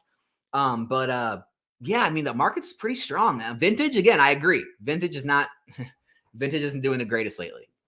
I can tell you that, right up front. It's just not liquid. No one's paying the prices.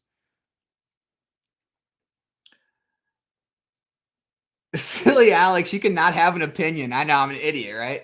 I shouldn't be speaking my mind. God, hey man, Nick can tell you. So Nick is the older brother of one of my best friends growing up, and he could tell you about all the shit talk we gave each other all growing up and the knockdown drag out fights we had. So I mean, it's just normal. None of us hate each other. It's so strange.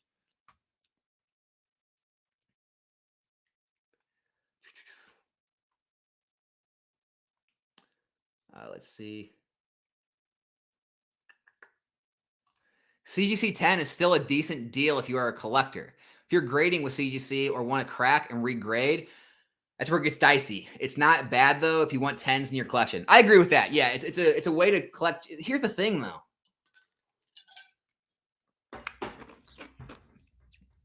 It's nice to see that 10, right? Every collector wants to see that 10. But I've actively been trying to find CGC cards to buy. I've been trying to find CGC 10s to crack and go for the PSA 10 because some of these vintage cards, the multiples are so insane. I'm talking 10x plus multiples you can make us. Like there's cards that sell in CGC 10s for $4, $5, $6, $7, $800, and in PSA 10s they go for $4, $5, $6, $7, $8, $9 grand. And so I've been actively looking and trying to really zoom in and look at the pictures. The issue is these CGC 10s, not pristines, but the regular Gem Mint 10s, they're basically what 9 quality is in PSA. So really what you have is a bunch of 9 quality cards in your collection that just have a 10 stamp on them because they're from CGC. So look, I get it if you want to collect them. The issue is that the reason the values aren't there is because everyone's kind of finding out, hey, these cards really aren't 10 quality is the issue.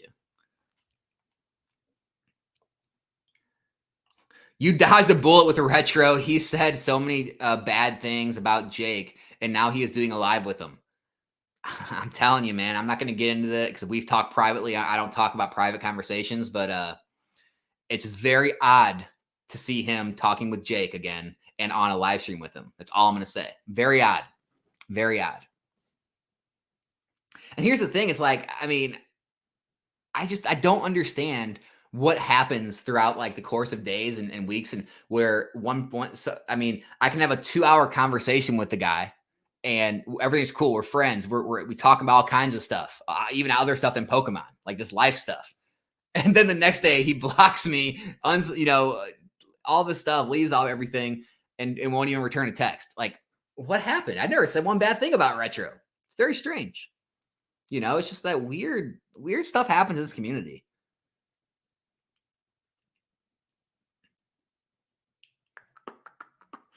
Alex, just focus on the 4 walls of your business. It's the best strategy that has made me super successful. Absolutely. Hey, Alex Johnson, you the guy from Collecticon I met? Same guy?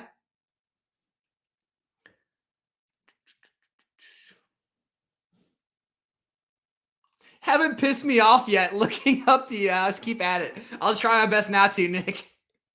I'll try my best not to. Pokey drama is hilarious. Bunch of grown men getting upset. I'm not even trying to start drama. I promise you that. I'll try my best not to. Any video where I react to someone in the future, I will make very clear this is not a drama video, and I'm not hating on them. There's some facts I'm trying to get straight. That's it. Max, I'm a casual watcher, but I haven't heard you talk about One Piece ever. I see you have boxes, though. What's your take on the sealed product? So my take on the sealed product is, so I know nothing about One Piece, so I don't talk about it. I know zero about One Piece. I don't know about maybe the cards in the set. I haven't never watched the show. I'm not an expert in any way, shape, or form. My relationship with One Piece is I have a good relationship with my card shop, the collector store. A lot of people have been sending me links to like orders of where they're like saying this is a good deal, and they're linked to the collector store. That's my local game store. That's my local card shop, 5 minutes up the street. So it's pretty cool seeing them getting some national, like everyone's starting to find them and buy from online, because they have been growing like crazy. But they, I have a good relationship with the manager there, and he told me when One Piece came out, he said, "Hey, Alex, man." He said, this new game, this is huge. We're seeing it sell out. Every time we have an event, we get double, sometimes triple the amount of players we see for Magic, Yu-Gi-Oh, Pokemon, Dragon Ball Super, anything else. Like it's wildly crazy. He said we sell more singles than Magic now, which Magic's always been the biggest single seller at their store. He said we sell the most One Piece singles out of everything else. And these guys carry everything. They got Lorcana, Flesh and Blood, MetaZoo, Dragon Ball Super. They got pretty much every card game. They have all the sports cards. They have all the other cards like, Star Wars, Marvel. They carry pretty much everything. He said it's bar none the most singles they sell is One Piece, and it's continued. And so he's like, this is for what you do. You might want to think about this. So I said, okay, that's all I need to hear. That's fine. Looked into it a little bit. Went back the next day, bought a case of the first print of Romance Dawn, and then every set after that, I just get a case. I don't go heavy. I don't got giant positions. I'm not some whale. I just buy a case of each. That's all I do. Maybe with all this hype over the OP5, maybe I'll get 2 cases this time. But that's all I do. So that's why I don't talk about One Piece much. I mean, I don't have a lot to say. I'll just be honest. Maybe I'll put in some time, do some research, and have more to come back and say about it.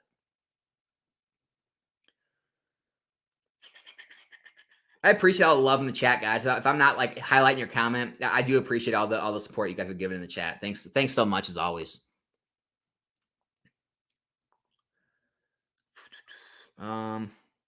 What do you think about the Pokemon 151 box worth in 2 to 3 years? The Ultra Premium. I strongly think we're going to be able to find them in the 80s.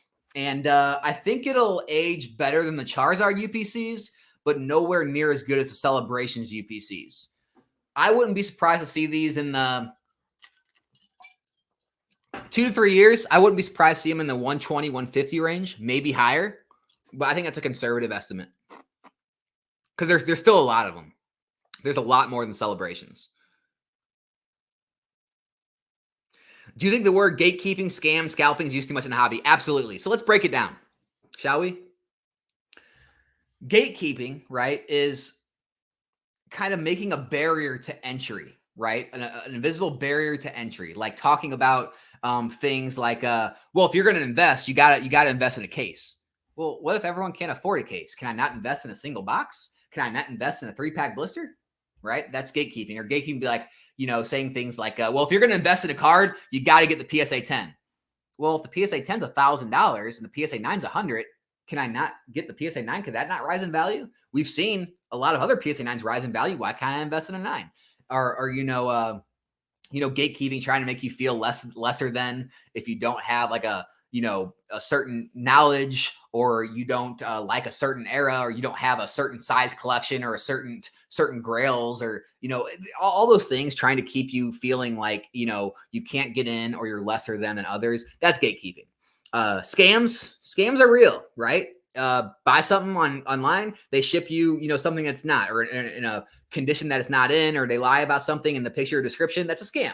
Or whole Blake's Breaks things, right? Trying to open resealed packs, or not give you all the hits in the packs. Those are actual scams. So that's overused, but it should be called out when those things happen. But people, they almost call everything a scam, right? Like if someone buys a booster box and don't get any hits in it, it's a scam. It's like, no, it's just the average. You don't always get the average amount of hits in every booster box. Some you're going to get more, some you're going to get less. Hey, you can open a base set box and get 11 hollows. Another one, you can get 13 hollows. It just happens. You can get 2 or 3 Charizards, or you can get no Charizards. It's not a scam. It's just every box.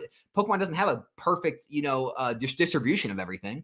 And then as far as scalping, I think scalping came about when the boom happened during the pandemic, and everyone was going, every time anyone would find any Pokemon product in stores, they would buy out every single thing on the shelves, and they would post these pictures of their carts filled to the brim, multiple carts full, and they would do the same thing with sports cards. And people had an issue with that, like, because none of the kids had a chance to buy any product. and you know, the prices were going up so fast, people were making really quick gains. I think that's where scalping happened. Whereas, you know, flipping isn't a bad word, guys. Flipping is this. Flipping is me buying out you know, that collection, that binder collection I showed you, right? Doing the work, right? Doing the work of breaking it all down, right? Finding which copies are gradable, right? Finding which copies are near mint and light play, and then sourcing, doing all that sorting, listing all of it for sale, doing the work of buying and selling and shipping and grading and making a profit. That's flipping. Or sometimes, you know, even with like Felt Hat Pikachu, you can, you know, make a quick flip there. Or if you find some arbitrage opportunities, which arbitrage is finding a better deal on one marketplace and then selling to someone else on another marketplace at a profit, that's arbitrage. That's flipping. And there's nothing wrong with that. That's taking advantage of inefficiencies in the market or putting work in to make a profit. Okay, so that's flipping. Scalping, I get why it has a negative term to it, because there was some kind of shady things going on back then. So I get that. But yeah, that brings me into another, no one asked this question, but anyone who does watch other channels, you constantly see people talking about, you know, it's stupid to invest. You can make exponential more returns flipping singles and grading cards. Of course you can. I talk about this all the time. You can make so much more money doing work and running a business. I have a friend. He lives about 20 minutes from me. He's been in this hobby since almost the beginning. He got in a little bit after me. He's the friend I started investing with. He still invests to this day, right? He has nothing to do with social media or the hobby other than that. He doesn't like selling. He doesn't want to pay attention to the market. He doesn't want to source and grade singles. He's got a full-time job where he makes very good money. He's got a family, 2 kids. They have a lake house and jet skis. They spend most every weekend during the spring and summer down at that lake house. He doesn't have time for any of this BS. So what does he do? He buys a case or more cases of each product that comes out. He puts them away. He lets them grow over time. And then think about this.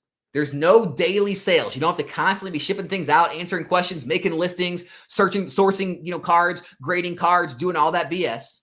Whenever he wants to realize gains on investment, he takes those cases, right? He makes the listings, and then those listings sell out, whether they be in a few days, a week, 2 weeks, and then it's over, right? He does a little bit of work, but then he has no more listings on his entire eBay page until he wants to liquidate another investment. And so it's a much easier lifestyle to live with the investing side, right? And so whenever people try to compare those two, it always grinds my gears, because it's not a direct comparison, right?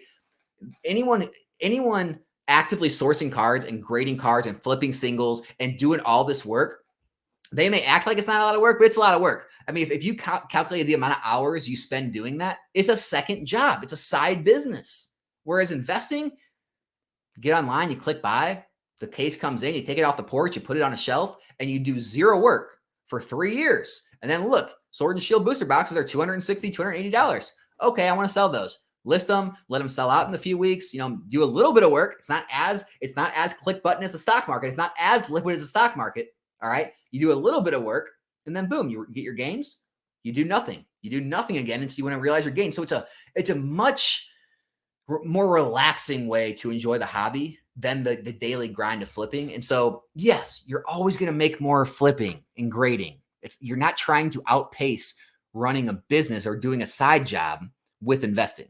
Just keep that in mind. That's always talked about in a negative, in a not apples to apples light every time I see it.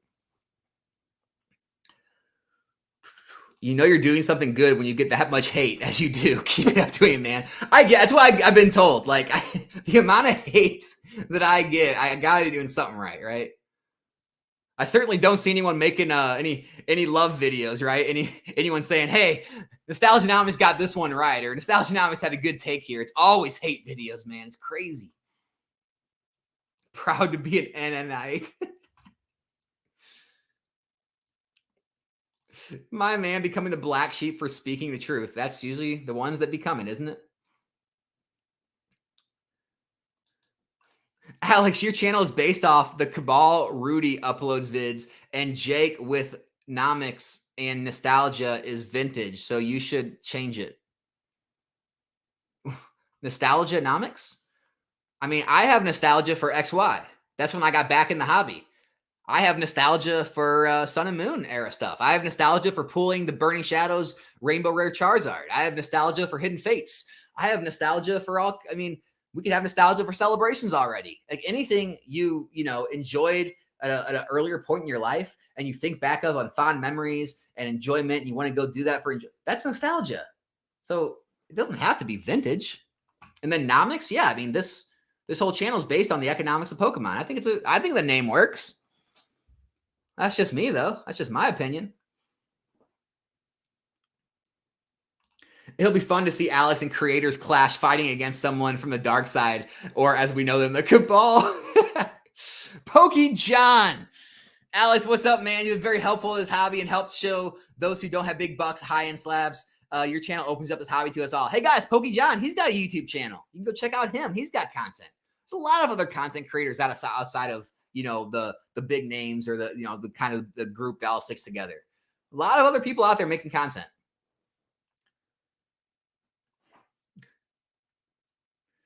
The Jake Hotel stuff was at Charlotte Collecticon, I believe, on Saturday or Sunday night. There were other people around.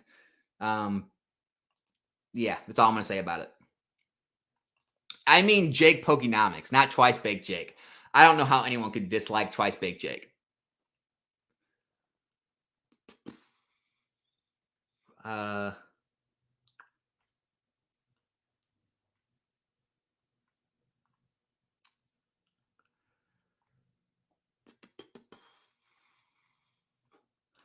Brett says, it's not the disagreements people have a problem with. It's purposely mischaracterizing people's arguments. Brett, be more specific. I'm actually interested in hearing this. Be more specific. How was I mischaracterizing Danny's argument? I mean, he used MSRP pricing. When you're talking about investing, there's no reason you would ever use MSRP pricing, because no one in Pokemon ever pays MSRP pricing. Every product that's released gets released at a retail price. And also, just let me know what you mean by that. I really don't mischaracterize the arguments. Another super chat from Alejandro. #1 supporter. I got to get you like your own tag, man. Not inciting violence, figuratively. When things pop off, go hard, because the slightest amount of proof is enough reason to take it all away. Take it all the way. Absolutely, man. No one actually thought you were inciting violence. We're just joking. Don't worry, Alex. I got enough money. Pokemon investing pays for my super chats. Awesome to hear, my man. I love it. I love it. Jake actually said everyone else is wrong and he was right. Yeah, you said that a few times. Team Up is collapsing. Don't be fooled. Sales have gone to a halt on eBay. It's exposed. Well, yeah, I mean, but that's not a collapse. That's a normal ebb and flow of the market, right? It got overly pumped, and now it's going to come back to a normalized level. I'm sure it's going to settle at a lot higher plateau, though, than it was at before the pump, right? That's how these things work. So if something was at, let's say, $700 a box, and it pumps to $2,000, usually it'll come back and settle somewhere in that, $1,000 to $1,300 range, maybe $1,500. Like, that's not a crash. That's nothing to be alarmed about, right? The same thing happened with the Misty or the Starmie V with the Misty on the Wrath recently. Had a big pump, came back down, but it settled higher than it was before the pump. That's normal how markets move. Nothing wrong with that. And it'll stagnate there and maybe drift up a little bit or down a little bit before the next rise. It's just, that's markets. Look at any stock chart. You can see the same things happening. Can you see a scenario where some things would stop rising? Say X and Y cards could just get any higher? I don't know. Like, I'm not saying things can go up forever, but like with like inflation, wages constantly going up, I mean, it could just artificially like continue to rise prices of things. Because like if in another 20 years, minimum wage is like $25 or $30 and everyone's houses cost $1 million and everyone's cars cost $100,000, Pokemon products will probably rise as well because there'll be more spending power, if that makes sense. So in that terms, it could rise forever, like in theory. So I don't know. I mean, here's the thing: like a lot of cards won't, but some can continue to see rises. They'll see ups and downs, but over the long term, I think things can rise. Yeah. eBay put an end to shill bidding. You have to pay to play. Why do you think prices are collapsing across the board? Dude, I don't know why. I don't know why you keep saying that. Prices are not collapsing. I don't know. I mean, I could like, I could make a video showing you like 50 items that are all up in the past, month, 3 months, 6 months, a year. Like, I don't know what you're paying attention to. Yeah, eBay put an end to shill bidding, which is awesome. That's a good thing. Not everything is getting shill bid.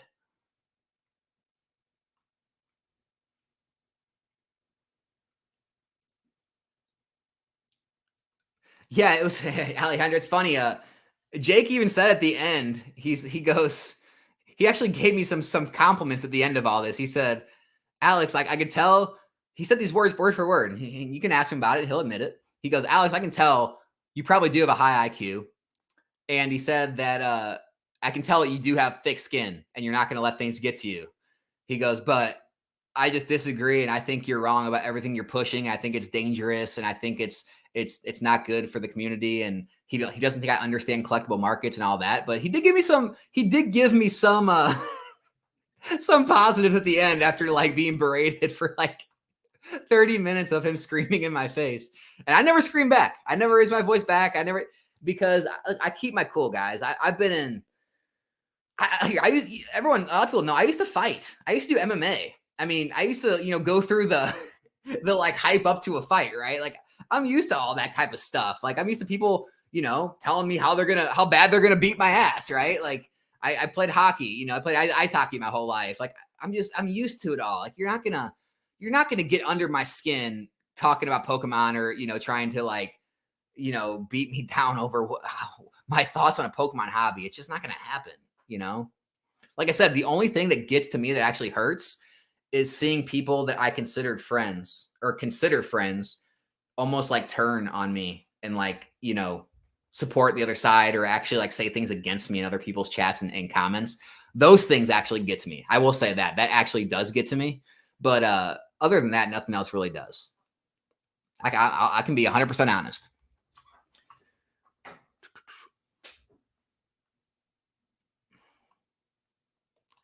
So this is wrong. Native, you're 100% wrong. Every TCG is experiencing losses right now. Absolutely not. We've seen some of the biggest run-ups in One Piece. We've seen Lorcana doing well. My Yu-Gi-Oh! Legend of Blue Eyes boxes are actually up.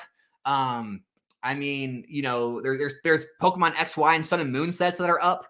There's tons of things that are up. You know what? I mean, you can't. That's what I'm saying. Saying these things, these aren't opinions. These are just wrong. Like saying these things is just like it's false facts, and that's what I'm saying. Like this is the type of thing. If like a YouTuber made a video saying this, I would want to make a response and say, well, I can show all these examples of that being wrong. Like, you know what I'm saying? So, I mean, let's see. I'm just gonna like type and see if I can find some real quick. I don't know if I can. We'll see. All right, so let's go. Here's Fates Collide. Fates Collide. Past 3 months. Past 6 months, past year. Past year. Does that look like it's falling? One Piece, Romance Dawn. What? Let's just go One Piece. One Piece. Here's Romance Dawn. Those cases are ridiculous. Here's One Piece, Romance Dawn. Past year. So I saw it down there. It's been up though. Last 6 months, last 3 months. I mean, I can go look at Yu-Gi-Oh! Anniversary. Talked about these in a video a while back. The Blue Eyes White Dragon boxes. So they're a little down, but over the course of the year, so that's pre-release, they get dropped. Let's see, last 3 months, last month. Okay, they're a little down. They're not doing as great. I mean, the reason I thought they were up is I got these in the 60s. And so for me, they're selling for like $80. I mean, they're up for me. Let me see if I can think of some other ones real quick. Let's see. I think I believe Steam Siege had a really good run up recently. Let's see Steam Siege. And by the way, these are sold right here, 11.8. This just sold today, $350. Like these are actual sold listings. All these things are sold, Native. So again, like these aren't my opinions. Like the market's doing just fine. The TCG market as a whole is just fine. Pokemon's had a lot of reprints. Scarlet and Violet's been a little lackluster. It's had a lot of printing. So it's just taking time for those products to move through the market. That's all we're seeing. We're not seeing like an across the board crash or anything. That's just not true. Alex, the Pokemon GOAT. You made me realize it was okay to try and make money with Pokemon while enjoying the hobby. People act like it's bad. Absolutely, it's not bad. I mean, here's the thing. whatever you're doing, you're furthering the hobby further. When I'm flipping cards, right? Here's how I look at it. I'm buying this collection, right? Which someone buying that collection maybe couldn't afford. I'm breaking it down. I'm pricing the singles out individually. Now they can buy the actual cards they wanted out of that collection, singles, for what they can afford, right? I get told I'm not a collector, so I wouldn't understand. Guess what? I actually kept these 2 cards out of my last PSA submission, and I kept a few more. These cards right here. Guess what? They're not for sale. Not for sale. I'm keeping them. Do I think they're a great investment? No, I'm not saying they're going to go to the moon, but I truly love this artwork. It's got Charizard. It's got Mewtwo. I mean, the cards go together great. They're both 10s. Like, I'm going to keep them in my personal collection. Not thinking about the dollar amount. I could definitely flip them right now. Maybe they'll go down in value because 1, Crown Zenith just got reprinted. 2, I'm sure more Charizard UPCs are going to keep getting open at the price there are. I'm sure we're going to see the supply go up. We might even see the prices correct even further down. I may lose money. Guess what? Don't care. I want to collect them. I'm a collector as well. You can see that from my room I have where I make my videos. I collect a lot of things that I'm not looking for a financial gain on. So yeah, don't think that just because you make money in this hobby doing some things takes away from you enjoying the hobby, being a collector, furthering the growth or the benefit of the hobby. Don't ever let anyone make you feel that way.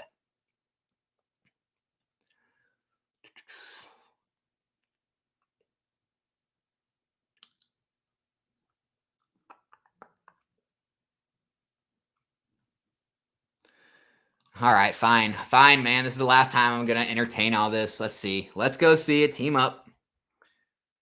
Let's go look at it, guys. See how bad it's doing. Just sold 11.6 for 22.39. It's all-time high, bro. Look at that. It's selling. It's look, 11.6. These are all still selling. Lowest one listed, 23.97. You probably shouldn't have told me to bring up Team Up, man. Let's see if Cosmic's a little better and going with a market crashing theme. Let's see. Man, Cosmic 1029. What is that? A week ago? A little over a week ago, sold for 850. Earlier this year, Cosmic Eclipse was 540. I just don't see anything crashing. Things are still selling right now. Okay. Oh, okay. Here. There's one listed right now at 800. Okay. So maybe in the last week it's gotten cheaper. But again, like even a correction, right? 800. I don't think we're going to correct down to 540. Again, look, just I don't know why it's like trendy to be negative. Like it's cool ultimately everything's going bad. But the truth is, a lot of the hobby's going well. It's just Scarlet and Violet and the last few sets of Swords and Shields, Silver Tempest, Lost Origin, and Crown Zenith because they got reprinted and because Scarlet and Violet's so plentiful right now. Like everything else is going very, very well. If you're a long-term Pokemon investor and you're holding XY and Sun and Moon, you're very happy this year, even in a down, bearish, negative market. You're very happy. That's all I'm going to say about that. I use a spreadsheet, John Chan. A lot of people use the Collector app or some other apps. I haven't I haven't used those yet. I need to, but it would take. I just don't want to take the time to input everything into that. But I will. I probably will do that. But right now, I just use a spreadsheet. How long before we can coin XY and Sun and Moon era as mid-era? Take away for the appeal of new or cool or vintage and nostalgic. I don't know. You know, the reason I consider those as like modern and then like maybe like Sword and Shield or even like Scarlet and Violet ultra modern is because the fact that a shift happened in XY. Pokemon Go happened, the game, worldwide success, and evolutions happened, which changed the trajectory of Pokemon, changed the amount of eyes, it changed the amount of printing. And so it's like XY, Sun and Moon, those are always going to be a hugely different animal than Black and White, Diamond and Pearl, and those other eras. You can't compare them in terms of the interest, the printing, all that stuff. So I don't know if they're ever going to be considered that, in my opinion. It's just going to be like older, modern type thing.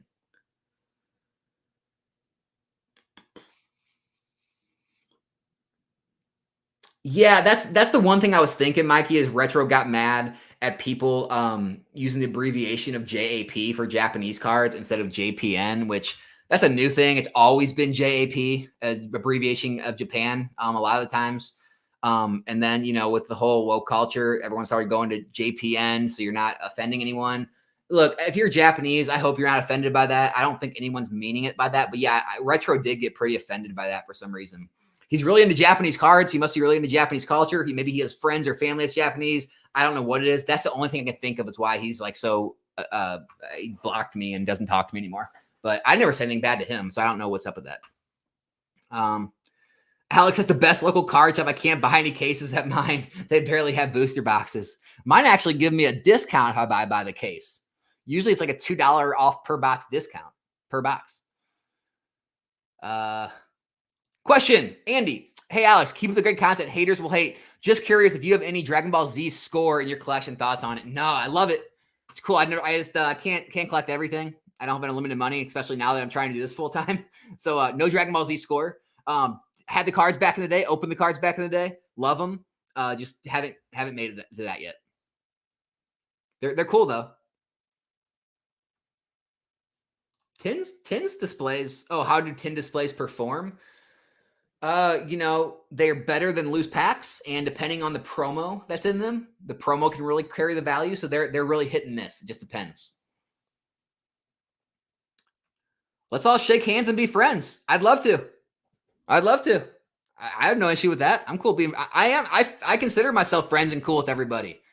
Everyone else, I don't think considers it that way with me.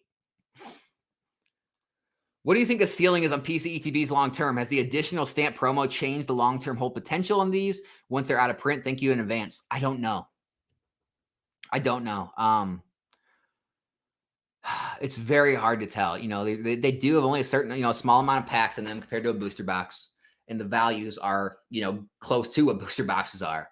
So it's going to be interesting to see if the stamp promos and the exclusivity of the product can hold well enough against the booster box because it's the mainline item and it's got way more packs. As far as a ceiling, I never call ceilings. There's no way to know. There's never a ceiling to this stuff. There's a floor, but there's no ceiling. The floor is 0. The ceiling's exponential. That's why I like investing in this stuff. Like Team Up, right? If you invested in Team Up at $100 a box, guess what? You can lose $100. We've never seen modern booster boxes go below 70s, but hey, let's say it goes to 0. There's no one on the planet that wants that box. You could lose $100, but guess what? You can make a whole lot more than 200. So that's why it makes a lot of sense with long-term, not worrying about ceilings.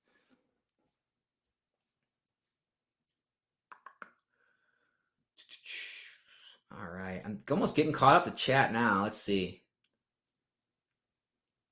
Oh, sorry about that, Andrew. No, not Twice Baked Jake. I got nothing. No issues with Twice Baked Jake. Me and Jake, Pokenomics, we had a lot of heated chats back in the day. We actually talked on the phone before, phone call. We had heated debates live, and he sees investing in the hobby very differently than I do. He feels so strongly about what he believes and so strongly like against what I believe that I think that kind of I think my personality, because I'm more like outgoing, more brash, more kind of in your face with the data. Like I'm not as nuanced and stuff. I think because of those reasons, it's hard for him to like be friends or cool with someone like me. And so that's why we don't clash very well. Collecting all the reverse holos from Legendary Collection. Now that's a feat. 80% there. What are you collecting those in? Are those like near mint? Are you any condition? Because I mean, man, near mint, that's a feat there. Those are awesome cards. Probably never see anything like those again.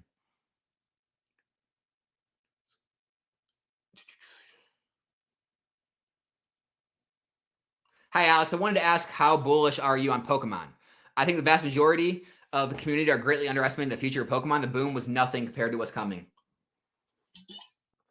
Very bullish on Pokemon. Guys, I talk to people that are like private, they don't have like social presences in the Pokemon community. But they've reached out to me because of, my YouTube channel and we've had conversations. There are people that buy 6 figures of Pokemon a month to put away. There are people that, I mean, they are moving in so heavy to this and sports cards and other like collect TCGs that you wouldn't believe the amount of money that's being spent. I mean, I could show you like, even like my people like say like people aren't buying and things are going down. I could show you like my like, because if anyone doesn't know, affiliate links. Okay. The camera's going crazy. So yeah, when I leave like my eBay link, if you click on that, I get like a small commission from eBay, like it's like 1, 2, sometimes 3%. And all you don't pay for it. All it is eBay is, gives you a kickback for drawing people to their site. So anytime I leave like the link in my description or like, PokeNE, Brian, he gives me a little bit of a kickback percentage wise, based on how many customers I send him a month on the links. And so, I can kind of see what's being spent this month. Okay. This month, it's the highest grossing month of the year. This is in terms of what I've seen. Okay. In terms of like everything I can see on my back ends. So I'm not going to show you my account, but, there's over $55,000 in sales this month on eBay, just from what I can see on my affiliate links. That gives you an idea of how much money is moving into this hobby right now. So in this downtime when no one's buying, it's the 8th.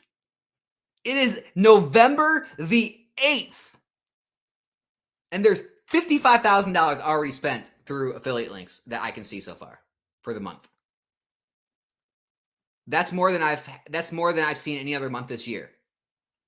So that should give you an idea of how strong this hobby is.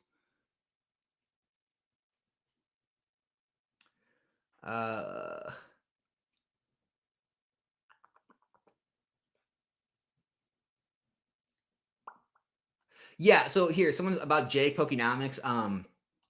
Yeah, it's because he's really risk adverse. I agree with that. Like Jake disagrees with that, I think. He thinks he is pretty risky, like, because he's taken the leap to quit his job and start his own business in Pokemon, and he obviously investing in a hobby like this is very, risky inherently. But yeah, I'm definitely a much higher risk. Like I've bought and sold multiple companies. Like I said, I just quit my job to do this. I tried going full-time. I tried multiple things. I tried to do a full-time affiliate market and social media market back in the day, which I had some success with. It just, got really oversaturated and it was hard to keep a steady cash flow. I day traded. I day traded for a while.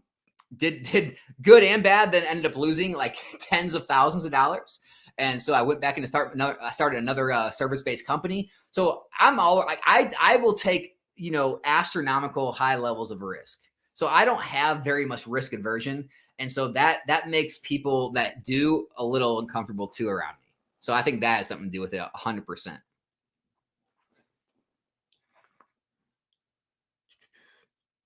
Yeah, alt arts are down across the board. I will agree with that. Alt singles are definitely seeing 10, 20, 30% decreases.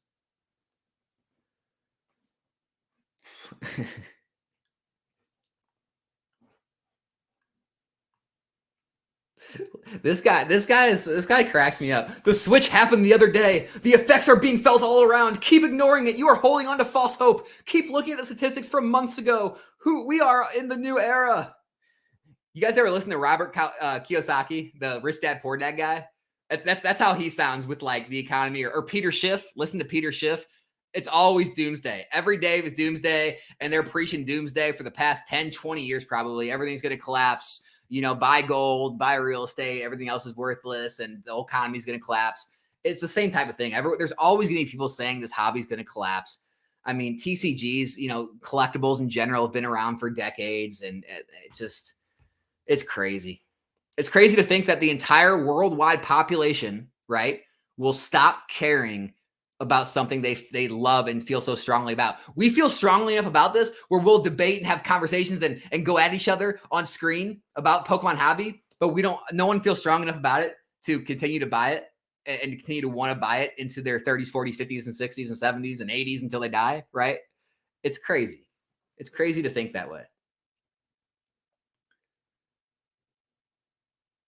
Here's another one. This is only the beginning. You saw the graphs yourself. They are trending down. The shilling is over. Keep holding on to statistics. They are inflated. They are no use here. Honestly, I like this. It's almost like it's like a plot, right? It's like the good versus evil. Oh man.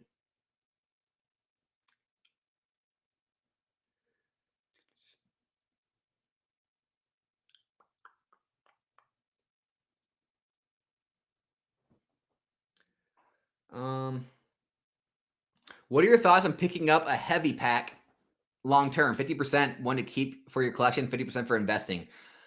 Hey, I'd love to own a heavy base set packs again. First edition base set packs again. I actually never owned.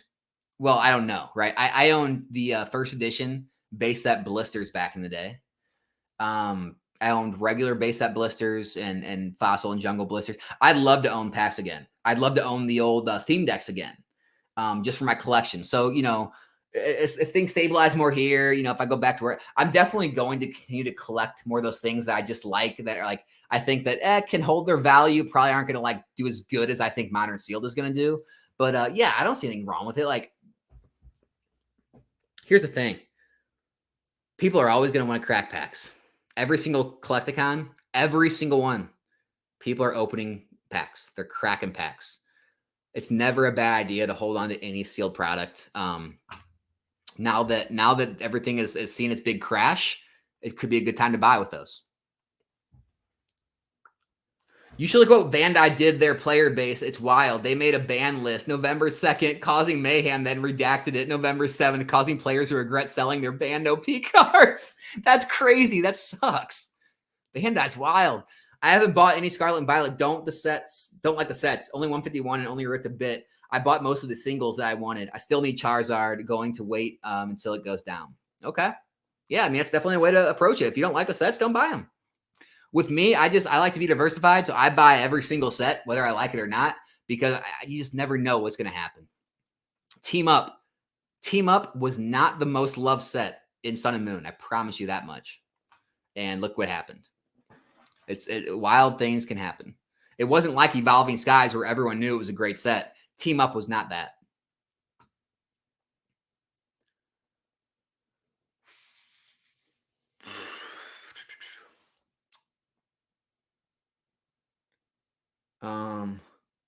I see something from Pika Heinsberg. I'm not going to bring that up. Something about some guy taking his own life. I'm not commenting on that. Andy said, last question. Out of the first 3 sets of Scarlet and Violet, if you could only invest in one sealed booster box case, what would it be? Paldea Evolved. I think Paldea Evolved is the strongest set in Sword and Shield so far, next to one, or in Scarlet and Violet, next to 151. Guys, I'm almost caught up in the chat. Any last minute questions before I hop off? Leave them now, and I will get to them. And other than that, I'll wrap this thing up in the next 10 minutes or so.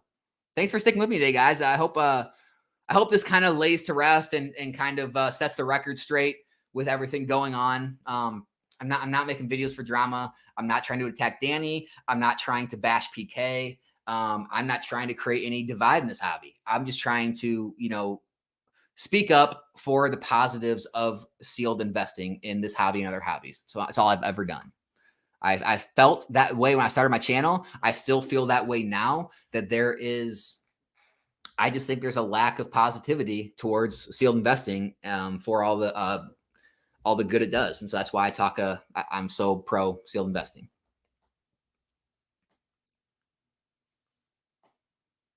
Bro, this is the last time. No one's pumping and dumping anything. Like, this isn't happening. Maybe with some Chinese product or some like the Van Gogh Pikachus, maybe the One Piece is a little pumped right now. Maybe Team Up's still a little pumped. Other stuff is rising regularly. We're seeing like 10, 20, 30% like regular rises when markets rise. Like, this isn't pumped. No one's pumping and dumping. I don't know what you see. We need it to happen for our beloved TCGs to grow naturally. Things are growing naturally. You don't think Fates Collide or Steam Siege or, all these things are growing naturally? Like, these are 7-8 years old sets. You think they're being pumped? Like, do you think a set being $500 a box that's 7-8 years old is pumped? Come on, man. Like, think logically. Like, I understand, like, there's always going to be people that want to, there got to be the Bears. There's got to be the Bears with the Bulls. But, I mean, come on. You got to have more to say than that, don't you? How old are you? 33. 33 years old. The big 3-3. You day trade too? Yeah, it's a up and down world. I mean, I talked about it before. I've had days when I was day trading where I had 5-figure days. That's right. Where I logged off and I had sold my positions for the day and I had realized 5 figures for the day. And I've had days where I've lost 5 figures in a day. I'm talking closed out the positions, realize the losses, right? So I've had crazy ups and downs. That's probably why I'm not risk adverse, because I've been through the riskiest of risks. These days I swing trade, right? I'll buy things in terms of how I see them performing in the next, like, weeks, months to come. And I'll make more longer term trades. I don't really mess around with the intraday trading anymore. It's too risky. And I don't, the older I get, the more I need to protect, the wealth or the money I have. So I can't take the risk I was taking back when I was in my early 20s, wanting to get rich, Southern Islands reverse hollows too. Man, you're going hard. Awesome cards. Awesome choices to collect. I got to give you that.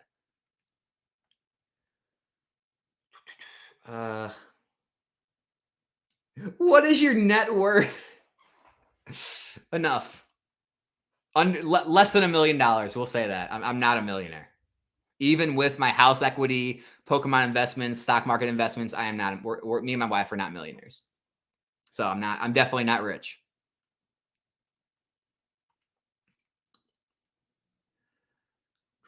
Leaf Green. Hey, shout out to Leaf Green Goblin. If you guys, I don't know what kind of Leaf Green, I'm not going to lie to you, man. I haven't seen any of your content, so I can't say, but if you guys want to check out Leaf Green, maybe he's got some stuff you'll like. There's another content creator starting to make videos. So there you go. There's your shout out, man. I know you're always here supporting me, so I thought I'd support you. Alejandro, look, man, you can say whatever you want. Whoever wants to listen will listen. Not scared of these people. What are they going to do? LMAO, your core audience will always be here. Yeah, I get that. I'm happy my core audience is here. I just, you don't want the large community as a whole to have the wrong, the wrong view of you either at the same time. But yeah, I know you guys got my back, everyone here. People do love the negativity, don't they? People always gravitate to negativity before positivity for some reason. All right, guys, I think that's pretty much about it. Well, gosh dang it, maybe isn't it? Crazy amounts of stuff going to chat, all kind of crazy stuff. All right, guys, I am going to end it. It's been over 2 hours. I appreciate all of you tuning in today. I hope you guys continue to stick with me, watch the channel, support the channel, watch the videos. Hope to see all you guys here tomorrow night for the live box breaks. And just know I'm not hating on anyone. I don't hate anyone. Just trying to do what I see right in my eyes, do what I see fit to further the investing community and show the numbers and show the data correctly, and hopefully help everyone out there make a little money and enjoy the hobby a little more. That's all I got, guys. Thanks for stopping by. I'm out.